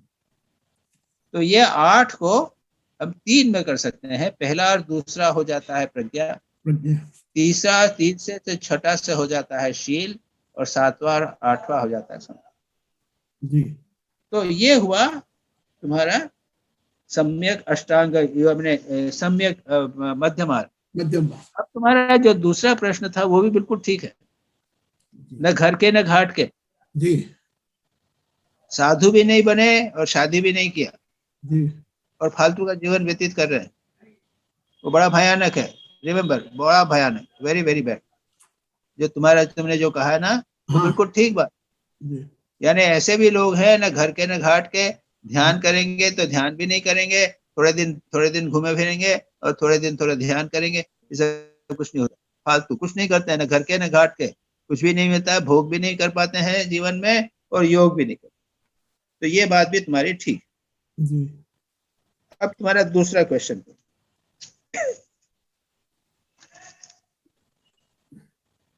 भाई जी महाराज, मैं चला रहा हूँ। तो महाराज जी, जो मैंने ये सवाल मध्य मार्ग में पूछा है उसका मेरे को ये उत्तर चाहिए कि फिर ये मध्यम मार्ग किसको समझना। जब तक व्यक्ति मध्यम मार्ग नहीं समझेगा और ये आर्टिकल पढ़ता है तो स्थिति तो बड़ी गंभीर हो जाती है कि इसका मीनिंग जो हमने लगाया, कि जो हमको अच्छा लगता वो हमने सोच लिया कि हम 3 घंटे भगवान का नाम लें। जी, नहीं, वहां तुमने कहाँ लगाया? वहां क्लियरली लिखा है कि भगवान बुद्ध का मध्य मार्ग। हाँ, भगवान बुद्ध लिखा है कि नहीं? जी, तुम अपने मन से मध्य मार्ग लगा रहे हो। जी, भगवान बुद्ध का मध्य मार्ग वो मैंने तुम्हें अभी सामने बताया। 8 मार्ग, 8 चीजें हैं उसकी। 8 कुछ। फिर जी, अब कहाँ बात कर रहे हो? जी, तो इसी लाइन पे चलना पड़ेगा हमें। हाँ, 8 मध्यम मार्ग को फॉलो करो। 8 चीजें हैं, उसको हाँ, अष्टांग मार्ग है। 8 चीजें फॉलो करो। जी, चिंतन कैसा होना चाहिए, तुम्हारा व्यवहार कैसा होना चाहिए, तुम्हारा ध्यान कैसा होना चाहिए, सब बिल्कुल क्लियरली लिखा हुआ है वहां पे। जी, जी क्यों महाराज अपने दिमाग को खराब? जी। My second question is, without acquiring proper qualifications, no spiritual realization is possible, without which even the spiritual path may prove to be dangerous. Here, what type of dangers are envisaged? That is my first question. इसके अंदर नाम, यश, कीर्ति, हाँ एक स्थान पर रहने लगे, एक स्थान पर आसक्ति हो गई, जी, केयरलेस हो गए। ठीक है, अपने खाने पीने को बढ़िया मिल रहा है, हाँ, मेरे कुछ काम नहीं करने पड़ा है, आराम से ढीले ढाले रहने लग गए, साधना सब छूट गई। इस प्रकार के बहुत सारा जीवन जो है वो सब बाधाओं में भरा हुआ है। अब बुद्धि हो गए, लेक्चर देने लग गए, आर्टिकल लिखने लग गए, और कहाँ ध्यान जप करके भगवान को प्राप्त करना था वो सब चला गया। जी, मतलब ये है कि बहुत सारे जीवन, जो सारा साधना का जीवन है ना, वो हाँ, प्रत्येक प्रारंभिक, जैसे बच्चा जब पढ़ने शुरू में करता है तो उसको प्रारंभ जो है, बच्चा जब शुरू में जाता है तो चलता है तो गिरता है। हाँ, 5 साल का होता है, अब गिरता तो नहीं है, नहीं, लेकिन वहां पे दूसरी समस्या हो जाती है। 10 साल का होगा तो और तीसरी समस्या हो जाएगी। जी आगे चलोगे तो वह कार चलाएगा तो कार की दूसरी समस्या हो जाएगी, साइकिल में चलाएगा तो एक्सीडेंट की डर हो जाएगा। तो समस्याएं और डेंजर सारे जीवन में है। yes. आध्यात्मिक जीवन में मैंने तुमको बताया कि ढीले ढाले हो जाना या अच्छे होना तो नाम यश हो जाया, महाराज आपकी क्लास बहुत अच्छी हो गई, अहंकार आ गया। उसके बाद में फिर इधर उधर कभी कभी तीर्थ यात्रा है तो तीर्थ यात्रा की घूम ही रहे अंदर ध्यान जप नहीं कर रहे। तो डेंजर्स जो है वो सारे जीवन में रहते हैं। जो आदमी चलता है ना वो जानता है कि डेंजर्स क्या है। आप बैठे रहोगे और क्वेश्चन करते रहोगे व्हाट आर द डेंजर्स नहीं होगा, उठ के लोगो तो पता चलेगा क्या है। बड़े अच्छे ध्यान करने बैठे है, झपकी आ गई, ये डेंजर है। बुढ़ापे में क्या होता है, ये झपकी आ जाती है। तो इस प्रकार से डेंजर जो है कई प्रकार से। जी जी महाराज। माय सेकंड क्वेश्चन है, रायपुर बनारस में जो प्रतिष्ठाता थे बनारस के जी सेवा के स्वामी शुभानंद जी, वो इतने आसक्त हो गए थे कि ब्रह्मानंद जी ने आए जब उन्होंने देखा कि ये तो बहुत आसक्त हो गया, उसको रिटायर कर। ये डेंजर। सेवा में इतने आसक्त हो गए, तुम्हारे इंस्टीट्यूशन में इतने आसक्त हो गए, बस गुरु ने आके कहा गिराओ जाओ। Second, yes my, what is strong body, a strong mind, intellect. इसमें ये लिखा है क्या first step? What is the first step? First step क्या कहता हूँ जी नहीं, ये मेरा सेकंड क्वेश्चन है। फर्स्ट तो क्लियर हो गया। नहीं, सेकंड क्वेश्चन में जो कहा मध्य मार्ग के बाद सेकंड क्वेश्चन, फर्स्ट क्वेश्चन। हाँ, तो ये फर्स्ट क्वेश्चन यही था ना, without acquiring proper qualification no spiritual realization is possible, without which even the spiritual path may prove to be dangerous. Here, what type of dangers are envisaged? That was my question. ये हो गया? हाँ, हो गया। Yes. Now, second question. What is strong body, a strong mind, intellect and strong senses? What is the meaning behind it and how to prepare ourselves? ये page number 111 ना, एक उसके पहले भी कहा है This is the first step. This is the first step. Ji, First step कहाँ लिखा है? yeah, this Is this the first step? इसके पहले कहीं लिखा था? हाँ महाराज जी, वो मेरा क्वेश्चन इसके अंदर आगे ये था कि ये हम तो संडे टॉक्स में आते हैं, हम आप दिए गए आर्टिकल को पढ़ते हैं, अच्छा। तो समझते हैं, उसके अंदर से क्वेश्चंस निकालते हैं, फिर सुनते हैं और उसके बाद कुछ ज्ञान प्राप्त करते हैं। तो क्या इट ब्रिंग्स सम डेंजर्स? नहीं, ये तो इसको फर्स्ट स्टेप बोला तुमने ना? हाँ, फर्स्ट स्टेप बोला मैंने। हाँ, ये केवल फर्स्ट स्टेप है। तो फर्स्ट स्टेप से बाद में केवल लगा दो, वहाँ पे 100 स्टेप्स हैं। जी जी, ये फर्स्ट स्टेप है। पता नहीं बहुत सारी कितनी स्टेप्स हैं। तो फर्स्ट स्टेप पे चढ़ दिया बस को, बड़ा बहुत अच्छा रहा। अरे आगे तो चलो, केवल फर्स्ट स्टेप है यार, संतोष नहीं करना। नहीं, संतोष नहीं महाराज, यहाँ संतोष करने का सवाल नहीं आ रहा। मेरा सवाल ये है कि इसके अंदर भी डेंजर हो सकता है क्या? Because everywhere it is said that the walking on the razor's edge. तो हम जो मैंने जैसे कहा ना जी, इसी को मान के चल दिया तो ये डेंजर हो गया। तो ओके, जी जी, बराबर। अब ये मेरा सेकंड सवाल था। What is strong body, strong mind, intellect and strong senses? What is the meaning behind it and how to prepare ourselves? Page number ऐसा है, जहां तक साधना का संबंध है, जी, स्ट्रॉन्ग बॉडी तो समझते हैं ना। हाँ हाँ, अरे 5 केजी उठाने के बदले 20 केजी उठाने की क्षमता, जी, अपने कमरे को बिस्तर को खुद साफ करने की क्षमता, हाँ, ये तो फिजिकल बॉडी है। लेकिन मोर इम्पोर्टेंट साधना की दृष्टि से है कि आप 15 आधे घंटे 1 घंटे 2 घंटे तक बैठ के ध्यान कर सको, बार बार बीमार न हो, खाना मिले जो मिले उसी से संतोष कर लिया और रहे, मजे से रहे। नहीं यही नहीं थे, मेरा पेट खराब हो जाएगा, बिना मिर्च का चाहिए नहीं तो पेट खराब हो जाएगा। अरे ऐसे में साधना होती क्या? जो साधु है तो वो तो भिक्षा मांग के खाता है, और कभी मिर्ची वाला होता है, कभी बिना मिर्च का होता है, तो उसको पचाने की हिम्मत होनी चाहिए। ये हुआ फिजिकल। जी। दूसरा है चिंता नहीं, मेंटल। फिजिकल हाँ। Strong, mental. थोड़ी सी बात में किसी ने ताना कर दिया, अरे ये स्वामी जी दिख रहे हैं बड़े मजेदार हैं, और स्वामी जी अब तो आपका मन लाल हो गया, खून कान लाल लाल हो गए, आपको ताना लग गया, या फिर उत्तेजित हो गए, एक्साइटमेंट हो, क्या बोल रहा है रे, जी। डांट झगड़ा करने लग गए, हाँ। कुछ छोटी छोटी बातों में चिंतित हो गए। अच्छा, सेंसेस, तो हाँ। सेंसेस भी ऐसे होना चाहिए कि पढ़ना है तो शास्त्र को सुनेगा, होना चाहिए। अब हमने क्या किया है, अब हम उस उम्र में के शास्त्र पाठ कर रहे हैं। जी। पहले यंग यानी उम्र में चाहे करना नहीं है, पहले करना चाहिए।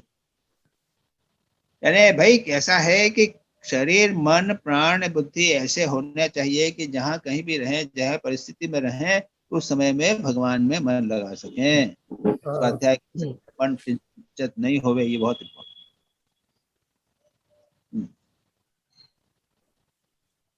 तो अब महाराज, अब इस स्टेज पर जो हम इस उम्र में आए हैं, तो अब हम अपने आप को कैसे प्रिपेयर कर सकते हैं?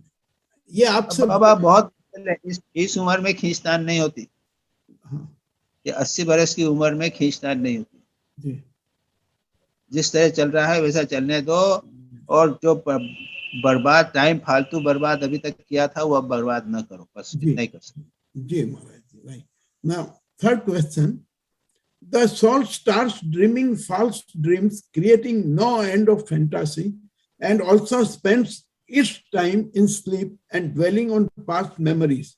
How to overcome it? ये देखो, जैसा यहाँ पे लिखा हुआ है उसके कॉन्टेक्स्ट में है फॉल्स ड्रीम्स। ये तो ये क्या है कि अविद्या का वर्णन है, वो अनित्य को नित्य बनाती है। यानी पति पत्नी बच्चे ये सब अनित्य हैं, मिथ्या हैं। इनको लेके हम ड्रीम कर रहे हैं, मेरा बच्चा बड़ा होगा, फॉरेन में जाएगा, शादी करेगा, मेरे ग्रैंड चिल्ड्रन होंगे, ये सब फॉल्स ड्रीम्स हैं। सारा जीवन हम ऐसे फॉल्स ड्रीम बनाए रखते हैं। ये जगत जो है ये मिथ्या है, इसकी बात है। जो फॉल्स ड्रीम की बात कही गई ना, ये मिथ्या अविद्या के बारे में बताया। नित्य को अनित्य समझना, जो बुरा है उसको अच्छा समझना, जो दुख देने वाला है उसको सुखदायक समझना, इसको कहते हैं फॉल्स। यस।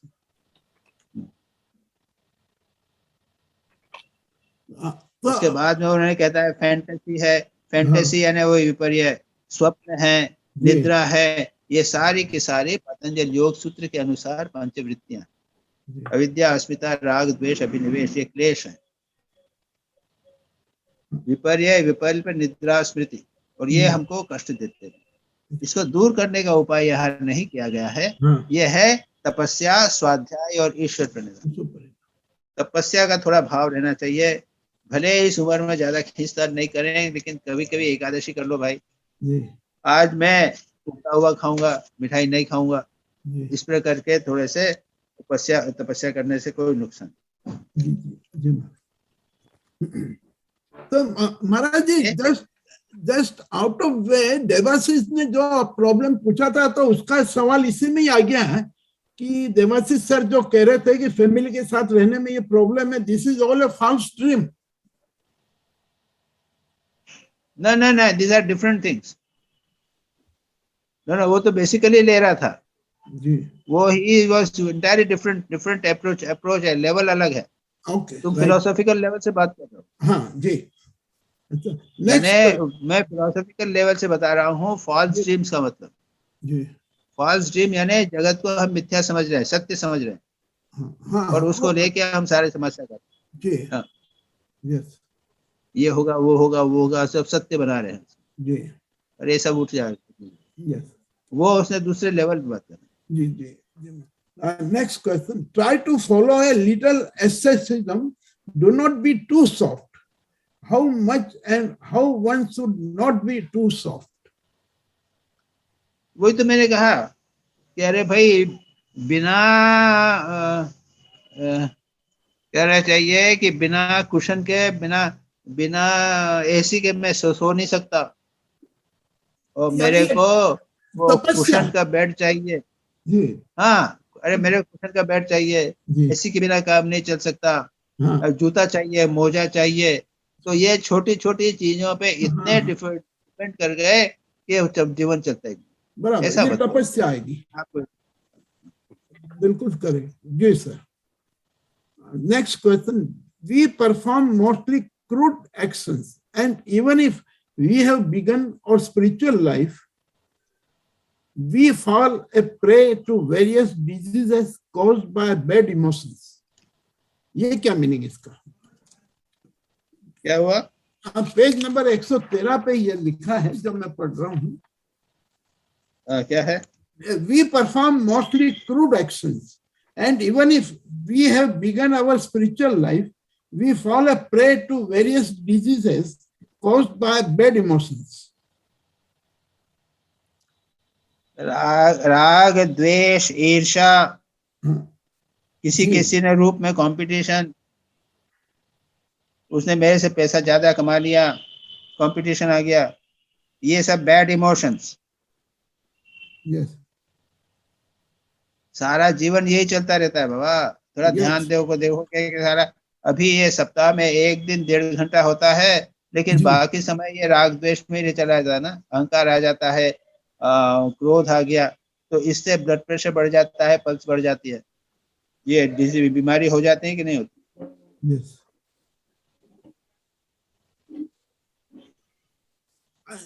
महाराज, ये यदि यहाँ पे ये कहा जाए कि 1.5 घंटे हम संडे टॉक्स करते हैं और कुछ ज्ञान प्राप्त करते हैं, और ये अभिमान आ जाए तो क्या गलत होगा क्या? बिल्कुल गलत होगा। नहीं, पर हम वर्ल्डली साइंस में हम थोड़ी बताते। नो नहीं, ये विनम्रता होना चाहिए। ओहो, केवल 1.5 घंटा हो रहा है, मैं तो कुछ भी नहीं कर रहा हूँ। लोग तो सुबह शाम करते हैं, दिन में 1 बार 2 घंटा करते हैं, 1 घंटा करते हैं, आधे घंटे सुबह, आधे घंटे शाम को। मैं साल, महीने, सप्ताह में 1.5 घंटा करता हूँ। अरे राम, और करना चाहिए, बल्कि और विनम्र होना चाहिए। मैंने तो कुछ भी नहीं किया अभी तक सारी चीज। जी, बहुत सही सर। जी, नेक्स्ट क्वेश्चन। अच्छा, तंत्र विद्या की बात करें। हाँ, आगे probably we have learned to read other person's thoughts. We can know something of what is going to happen in future. Maharaj ji, is it a sadhana or a tantra vidya? And if it is a tantra vidya, then whether it comes under sadhana? ऐसा है कि पातंजल योग सूत्र में है वर्णन। ये जी, पातंजल योग सूत्र का 3रा अध्याय है, इसमें ये सब चीजें हैं जिसको तुम तंत्र विद्या, विभूति योग, नहीं, सिद्धियां हैं। तो ये सिद्धि किसी को भी प्राप्त हो सकता है। कठोर तपस्या करेगा, ध्यान जप करेगा, एकाग्र करेगा, तो किसी की मन की बात जान जाएगा, और कल क्या होने वाला है ये पता चल जाएगा, ये सब हो जाएगा। तो ये जो है, ये बाधाएं हैं, नो डाउट अबाउट इट। ये अच्छी चीज नहीं है, ये तुम्हारा पॉइंट बिल्कुल ठीक है।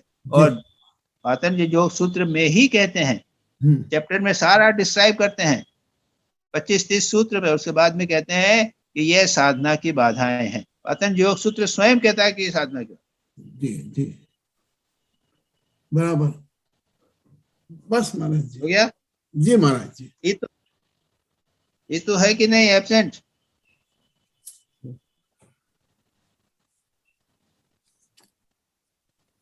ये तो एब्सेंट? ये तो आई थी जी, मैं हूँ। हो, अच्छा, मैं समझा कि तुम चले गए, अटेंडेंट दे के चले गए। नहीं, अटेंडेंट किसी ने लिया नहीं था, अटेंडेंट थी। अभी तुम चले जाते तो तुमको एब्सेंट लग जाता। अच्छा अच्छा महाराज जी, मेरा पहला प्रश्न है प्रणाम महाराज जी।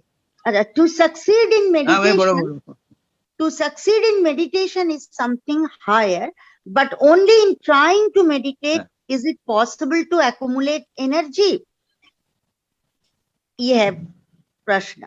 Why do you want to accumulate energy?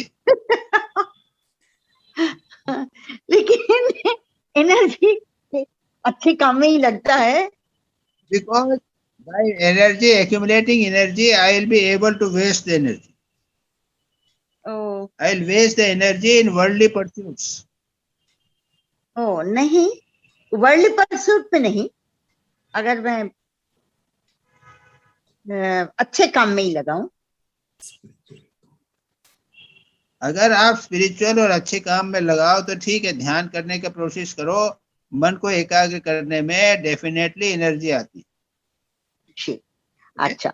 और जी, और सेकंड क्वेश्चन है, बट पॉइंट इज ऐसा है, सुनो, unfortunately we are row restless, we are not able to hold on to one particular ideal or goal of life.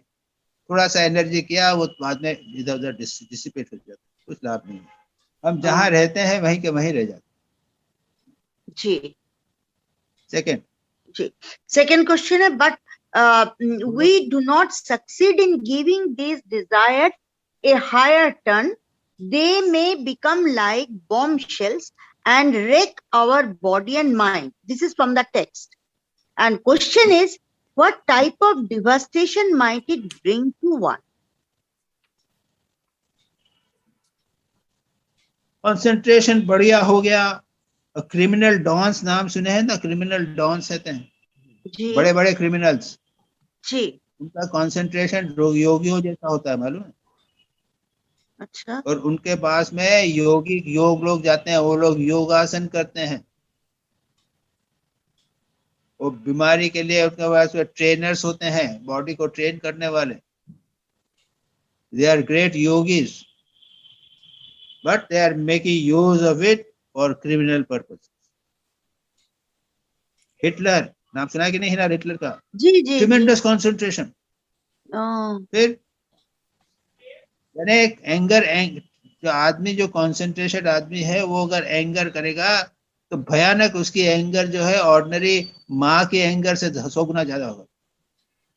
Yatishwaranand जी से किसी ने कहा था कि महाराज मेरा ध्यान नहीं होता, तो कहते अच्छा है तुम्हारा ध्यान नहीं,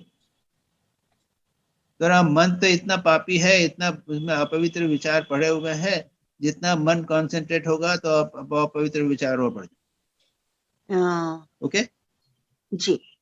Ravan, Banasur and Ravan. Tremendous Baba.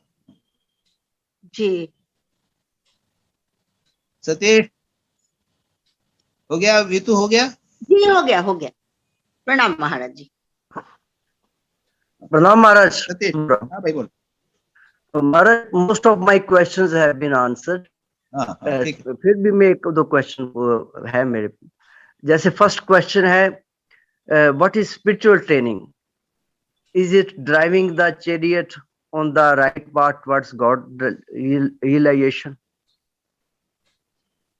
Yes, वही तो है ट्रेनिंग. स्पिरिचुअल ट्रेनिंग का अर्थ है रथ के जो जितने अंग हैं उनका ट्रेन करना, हमारे इंद्रियों को कंट्रोल करना, मन लगाम बढ़िया होनी चाहिए, और इंटेलेक्ट बढ़िया होना चाहिए, और उसके बाद में जो भी है फिजिकल है वो भी अच्छा होना चाहिए. सो ये सब ये है, ये this is called training. The whole article is based on that. जी महाराज. महाराज, second question, how to sublimate our primitive desires, bad emotions? How to do that? How to sublimate that? Last question, Maharaj. Second question, just last question, Maharaj. बाकी question तो answer हो गए. Last question, how to sublimate our primitive desires and bad emotions? अभी bad emotions की बात. खाना है, ठीक है, खाने की इच्छा है, मिठाई खाने की इच्छा है, तो ठाकुर को प्रसाद बना के फिर खाओ.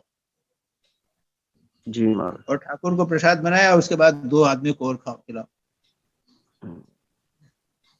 तीर्थ यात्रा देखने की इच्छा है कहीं जाने की, चलो तीर्थ यात्रा पे जाओ, तो जाओगे, दर्शन होगा, हिमालय का भ्रमण भी होगा, और उसके बाद में बद्री केदार का दर्शन भी हो जाएगा.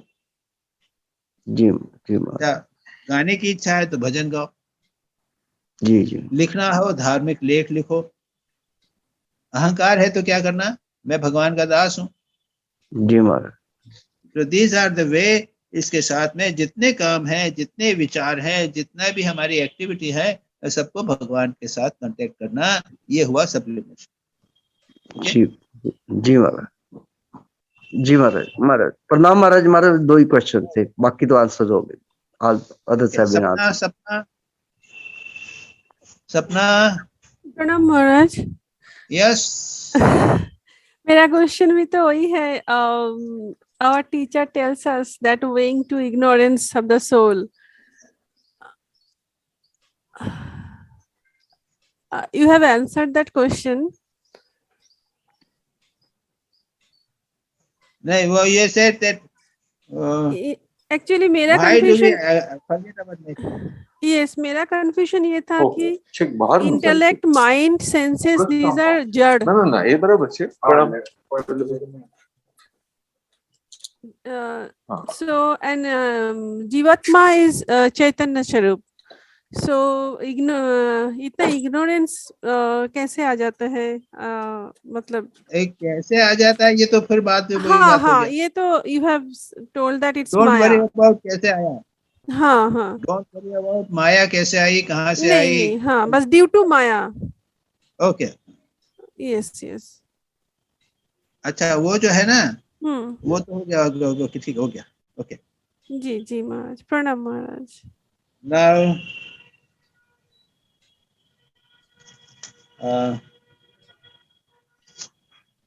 Rita,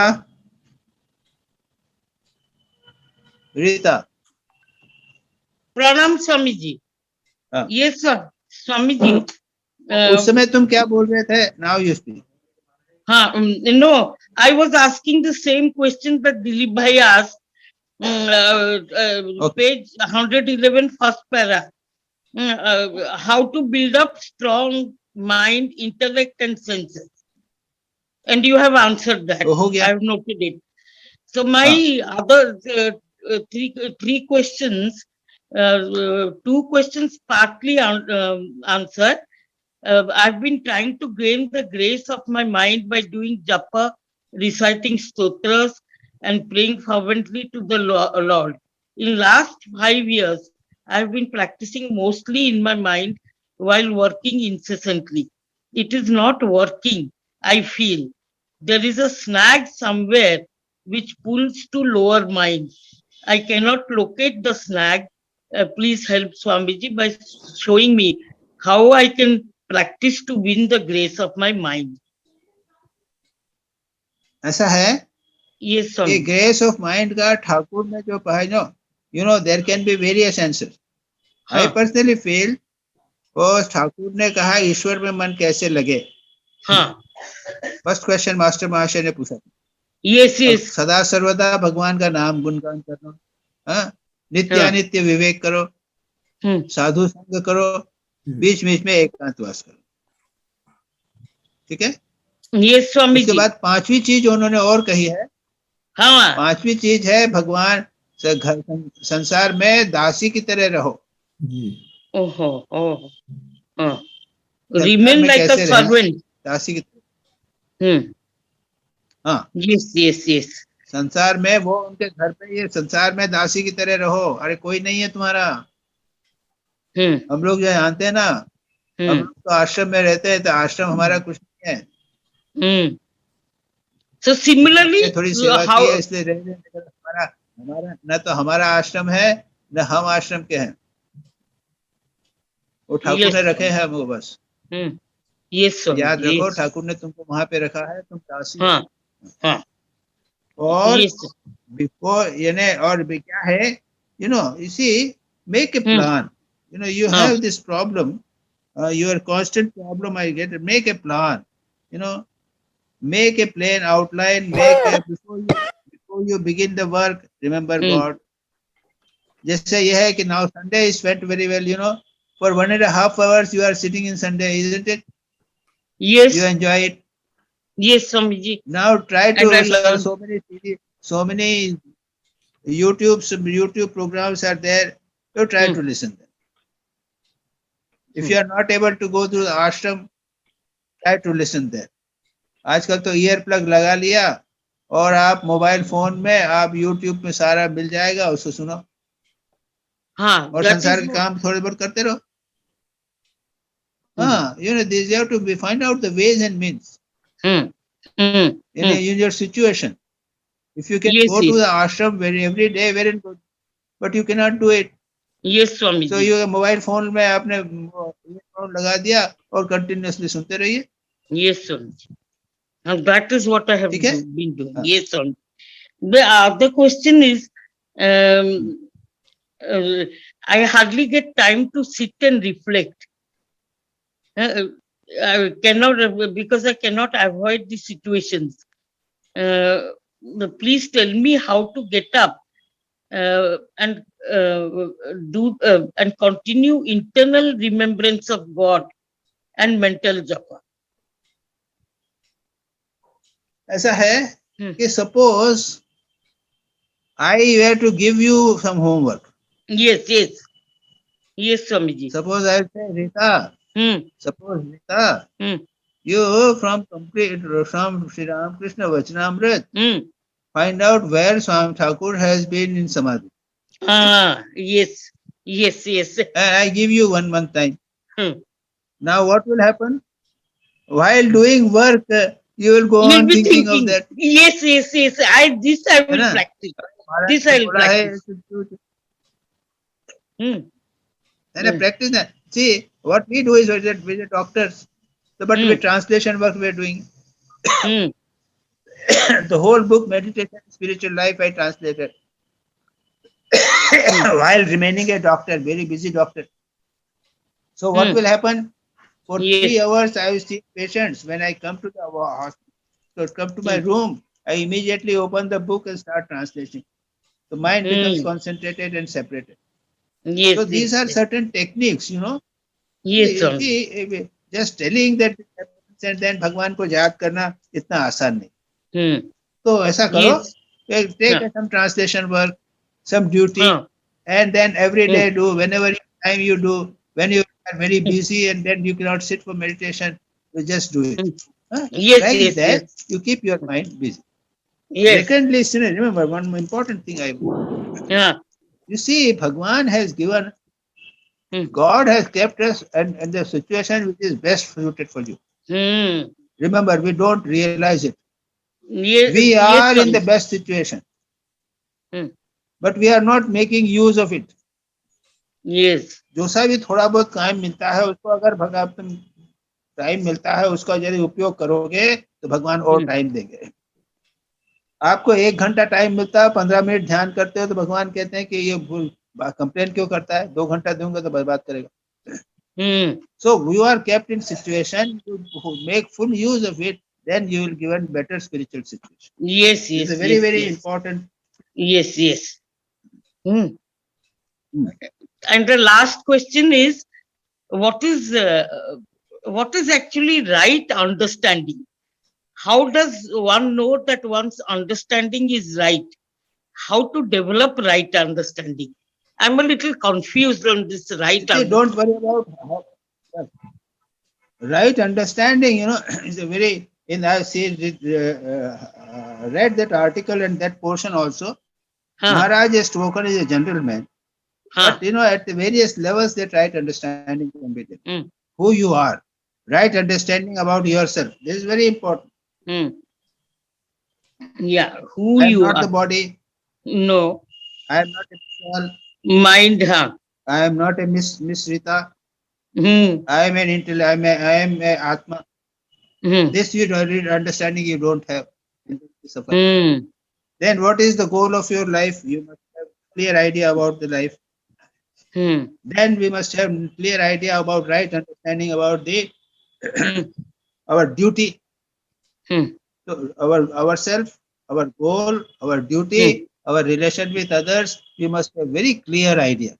This is called right understanding. This is very important. Yeah, that's a good question. Otherwise, you will not be constantly. We have the same problem go on doing because we have not changed our understanding. Yes, Swamiji. Thank you, Swamiji. This was actually causing me little bit of confusion. Though I was asking this first question over and over again, I found I was getting confused. Now I know how to go about it.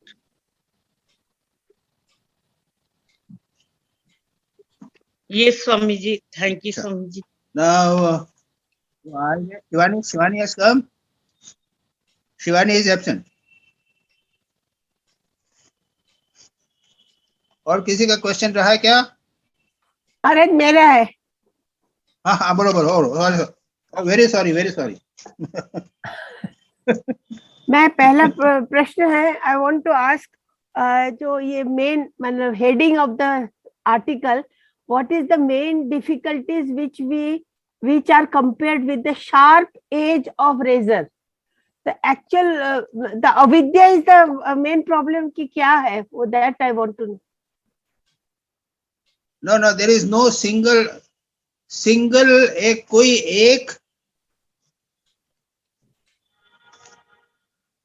एक वो नहीं है. अच्छा. कोई कि भाई क्या काम है या क्रोध है, हाँ. या अहंकार है, हाँ. अविद्या है, ऐसा नहीं. अच्छा. वॉकिंग और रेजर से ना सारे सब के सब एक साथ लिए. ये बहुत मुश्किल से कह रहा है कि कोई सा एक स्पेसिफिक कोई. अच्छा. अब वो तो वेदांत कहता है कि भाई अविद्या के कारण होता है, तो ये दूसरी बात है. बट यहाँ पे कोई आर्टिकल में ऐसा कुछ नहीं है कि भाई वो कोई एक स्पेसिफिक जो है वो होगा. ओके जी. दूसरा प्रश्न है मेरा, जो इन 15 चैप्टर ऑफ गीता ये जो कहा गया ना, शर, अक्षर, कूटस्थ और पुरुषोत्तम, उसका नहीं वो छोड़ दो. उसको छोड़ देता है और वो बाद में ले. अच्छा, grace of mind you have already discussed. ठीक है. Grace of mind that you have already just now discussed. अच्छा, उसके बाद का प्रश्न ऐसा है कि ग्रेस ऑफ माइंड जो है उस पोर्शन को फिर से पढ़ना तुम. ठीक है. ग्रेस ऑफ माइंड पोर्शन उनके महाराज के आर्टिकल में फिर से पढ़ना. ओके. अच्छा. उसके बाद है नेक्स्ट प्रश्न है, what is the meaning of deep study and deep thinking? हम लोग तो एक बार जैसे आर्टिकल स्टडी एंड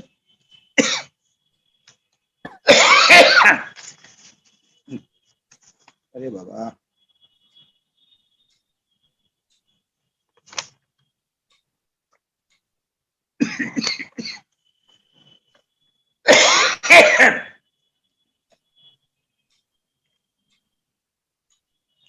देखो निवेदिता जी, बोलिए मत.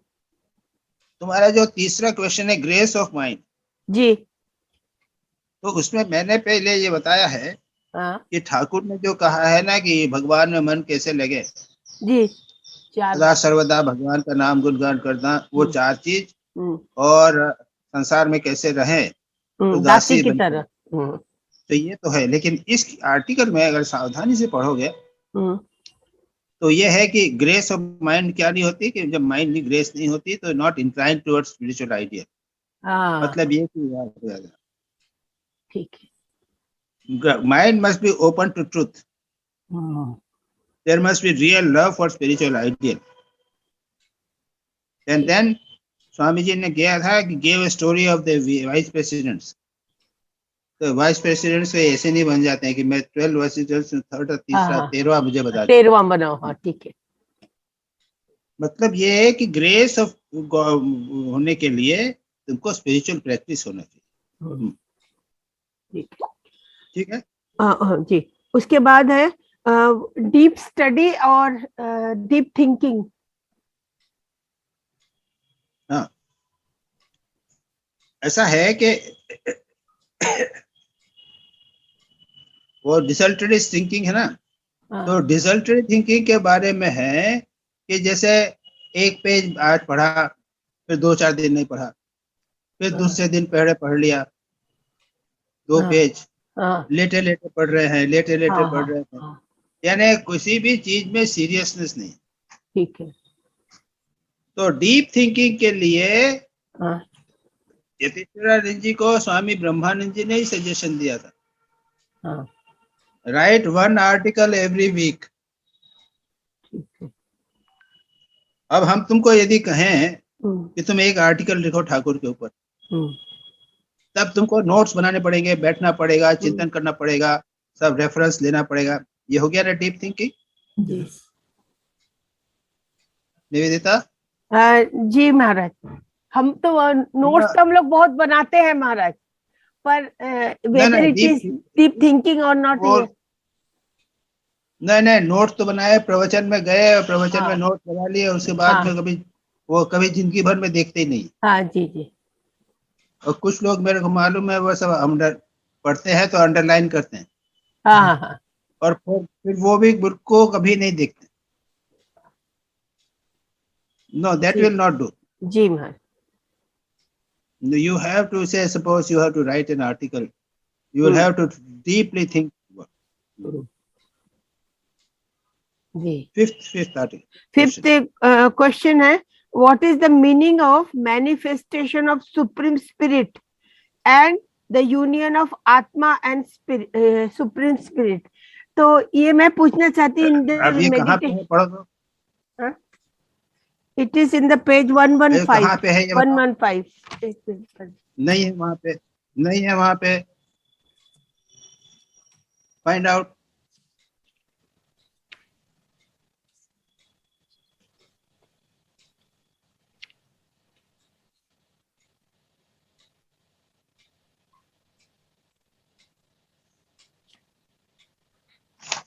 अब तो ये आपको बाद में मैं ये करके निकालना पड़ेगा। मैं यही बोल रहा हूँ कि ये इसके अंदर भी थोड़ा सा अटेंशन रहो भाई। मैंने पहले भी नोट किया, तुम्हारे सेंटेंसेस कंप्लीट नहीं होते, क्लियर नहीं होता क्वेश्चन, तो वहां पे it is not clear at all what you want to ask. फिर से पूछो, तुम्हारा क्या है, फिर से पूछो। ये है, what is the meaning of manifestation of supreme spirit and union of atma and supreme spirit? यहाँ पे था, वो तो डिस्कस हो गया ना, अभी डिस्कस किया है कि पहले हम अपने आप को शरीर समझते हैं, फिर आत्मा का ध्यान होता है, यच्छेत वांग मनसी प्राज्ञा हुआ था ना जी। आत्मा को परमात्मा में विलीन करो, महत आत्मा में विलीन करो, फिर अव्यक्त आत्मा है और उसके बाद में परमात्मा है। तो पहले तो ये जानो कि मैं आत्मा हूँ, मैं शरीर नहीं हूँ, मैं शुद्ध बुद्ध आत्मा हूँ। और ये जानने का अर्थ होता है कि उसके अनुसार व्यवहार करना। आधे घंटे ध्यान किया, हाँ यतीश्वरानंद जी ने कहा था कि आत्मा है सर्वव्यापी, आत्मा का ध्यान करना, आज मैंने आत्मा का ध्यान किया, बस। उसके बाद में हम जैसे हैं वैसे के वैसे ही, हम उसी प्रकार के भोग में पड़े हुए हैं, संसार को सत्य समझ रहे हैं, अपने आत्मा को सत्य पर समझ रहे हैं, उसमें परिवर्तन तो हुआ नहीं। और ऐसे में ये सोचना कि इस आत्मा को परमात्मा में विलीन करना is out of question. We do always continue to remain ourselves as Atma at physical body, and how can we realize that Atma and Paramatma we one? It is not very easy. वो यतीश्वरानंद जी की problem ये थी, problem यानी in the sense that उनकी greatness ये थी कि वे हमेशा आत्मा का चिंतन, परमात्मा का चिंतन करते थे, इसलिए वही बात बार बार बार बार बार बार। Unfortunately, we are nothing always at the physical level. So first of all, you realize that you are an Atman, make it a part of your life, and then merge it into Paramatma. उसके बाद में परमात्मा का चिंतन। और ये जो कथामृत में भी आया है, जो सच्चिदानंद सागर में जैसे फिश तैरता है, मछली तैरती है, तो वो कौन सा लेवल पे है? वही एग्जैक्टली द सेम, ये इसी की बात हो रही, यही पूछ। ओके, इसी की चर्चा।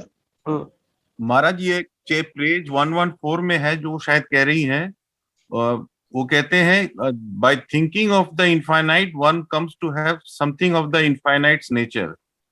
through perfection of the ठीक है। repetition of the divine name and meditation, the Supreme Spirit becomes manifest. Then one succeeds in attaining union between the individual soul and the Supreme Spirit. Oh yes, so that is what it is. She was saying. अब last वो आत्मा के wait जी निवेदिता, तुम्हारा ही question उन्होंने clear किया ना। हाँ ना वो ये है कि पहले उसमें कहा ना, नेम के ऊपर कहा ना, आत्मा नेम मैंने भी देखा था तो 114 पेज मिला मेरे को। So you Nivedita, ji you must be careful in giving the page number. Be very careful in what you write and give page number. मैं उसको खोजता रहा. Then I also in my notes I have written 114. So ये है कि once you क्या है उसमें ये कहा ना, नेम के बाद में ना, भगवान के नाम से by thinking of infinite. हाँ One नहीं comes उससे पहले to think, one comes to, by thinking of infinite, one comes to have something of the infinite nature. Okay.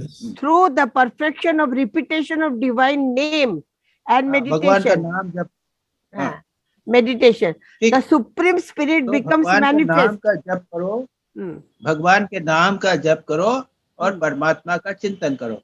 इससे हम धीरे धीरे उसको समझते हैं। ठीक है। लास्ट प्रश्न है, what is the harmonious thought?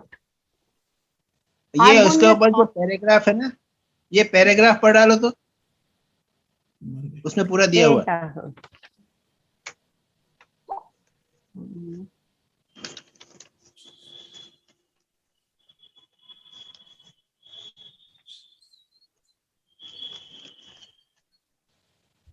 पढ़ो। The defect of disharmonious functioning of the body, ये हो गया। उसके बाद है, what is when this harmony attains, we shall feel that it is a joy to live in the body. How to achieve the harmony of the members of the body, avoid unhealthy food, ये हो गया।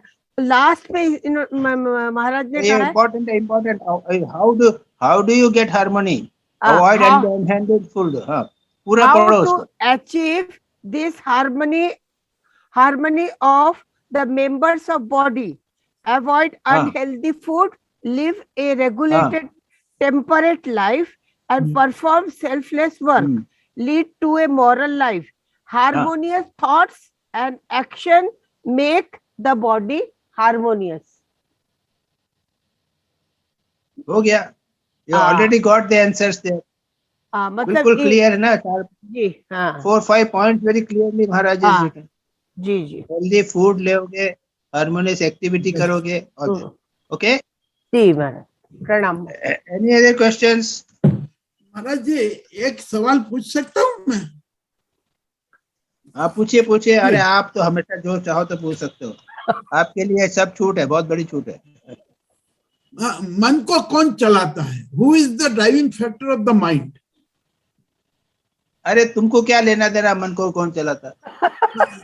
महाराज जी मेरा को इसलिए लेना देना है, एक सवाल है मेरा, सुबह 5 बजे उठ के घूमने जाना, लेकिन ठंड ज्यादा थी तो नहीं जा सके।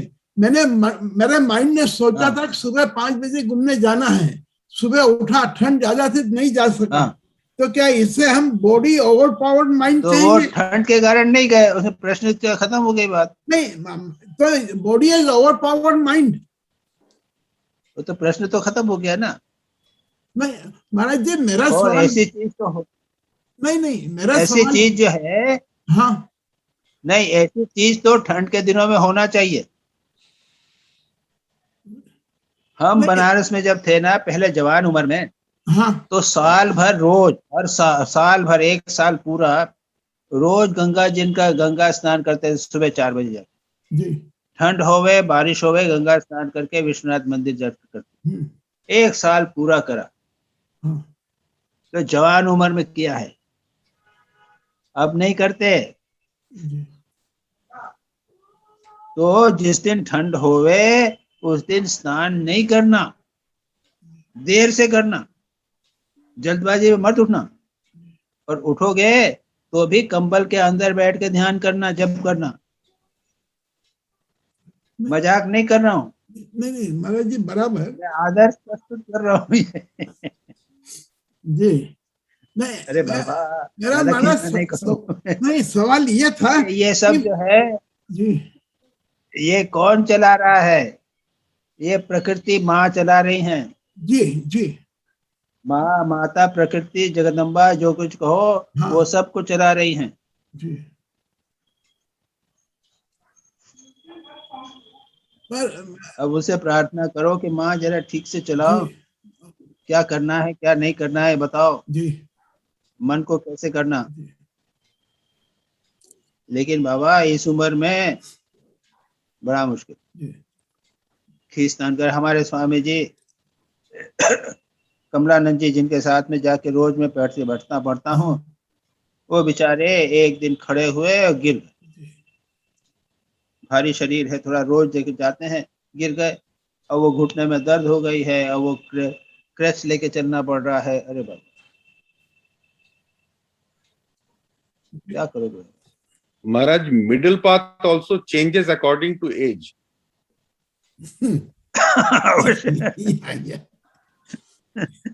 I can't tell you because Buddha has not told it. I don't know whether it is in Buddha's teachings because they are middle path, Buddha's middle path. How can I say whether he has told it or not?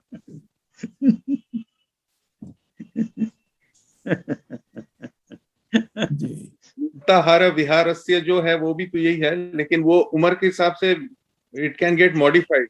जो आप जवानी में थे वो आप बुढ़ापे में नहीं कर सकते, तो वहां पे मिडिल पाथ। ये जितने भी नियम है ये सब जो है ये देश काल पात्र के अनुसार होते हैं। ये किसके लिए चले जा रहे हो भाई?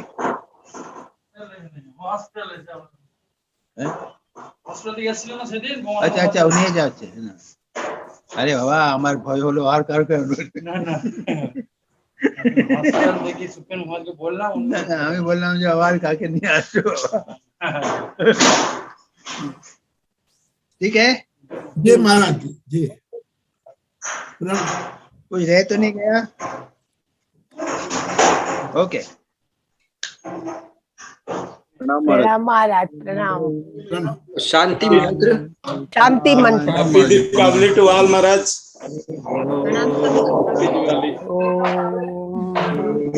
जय श्री गुरु महाराज की जय,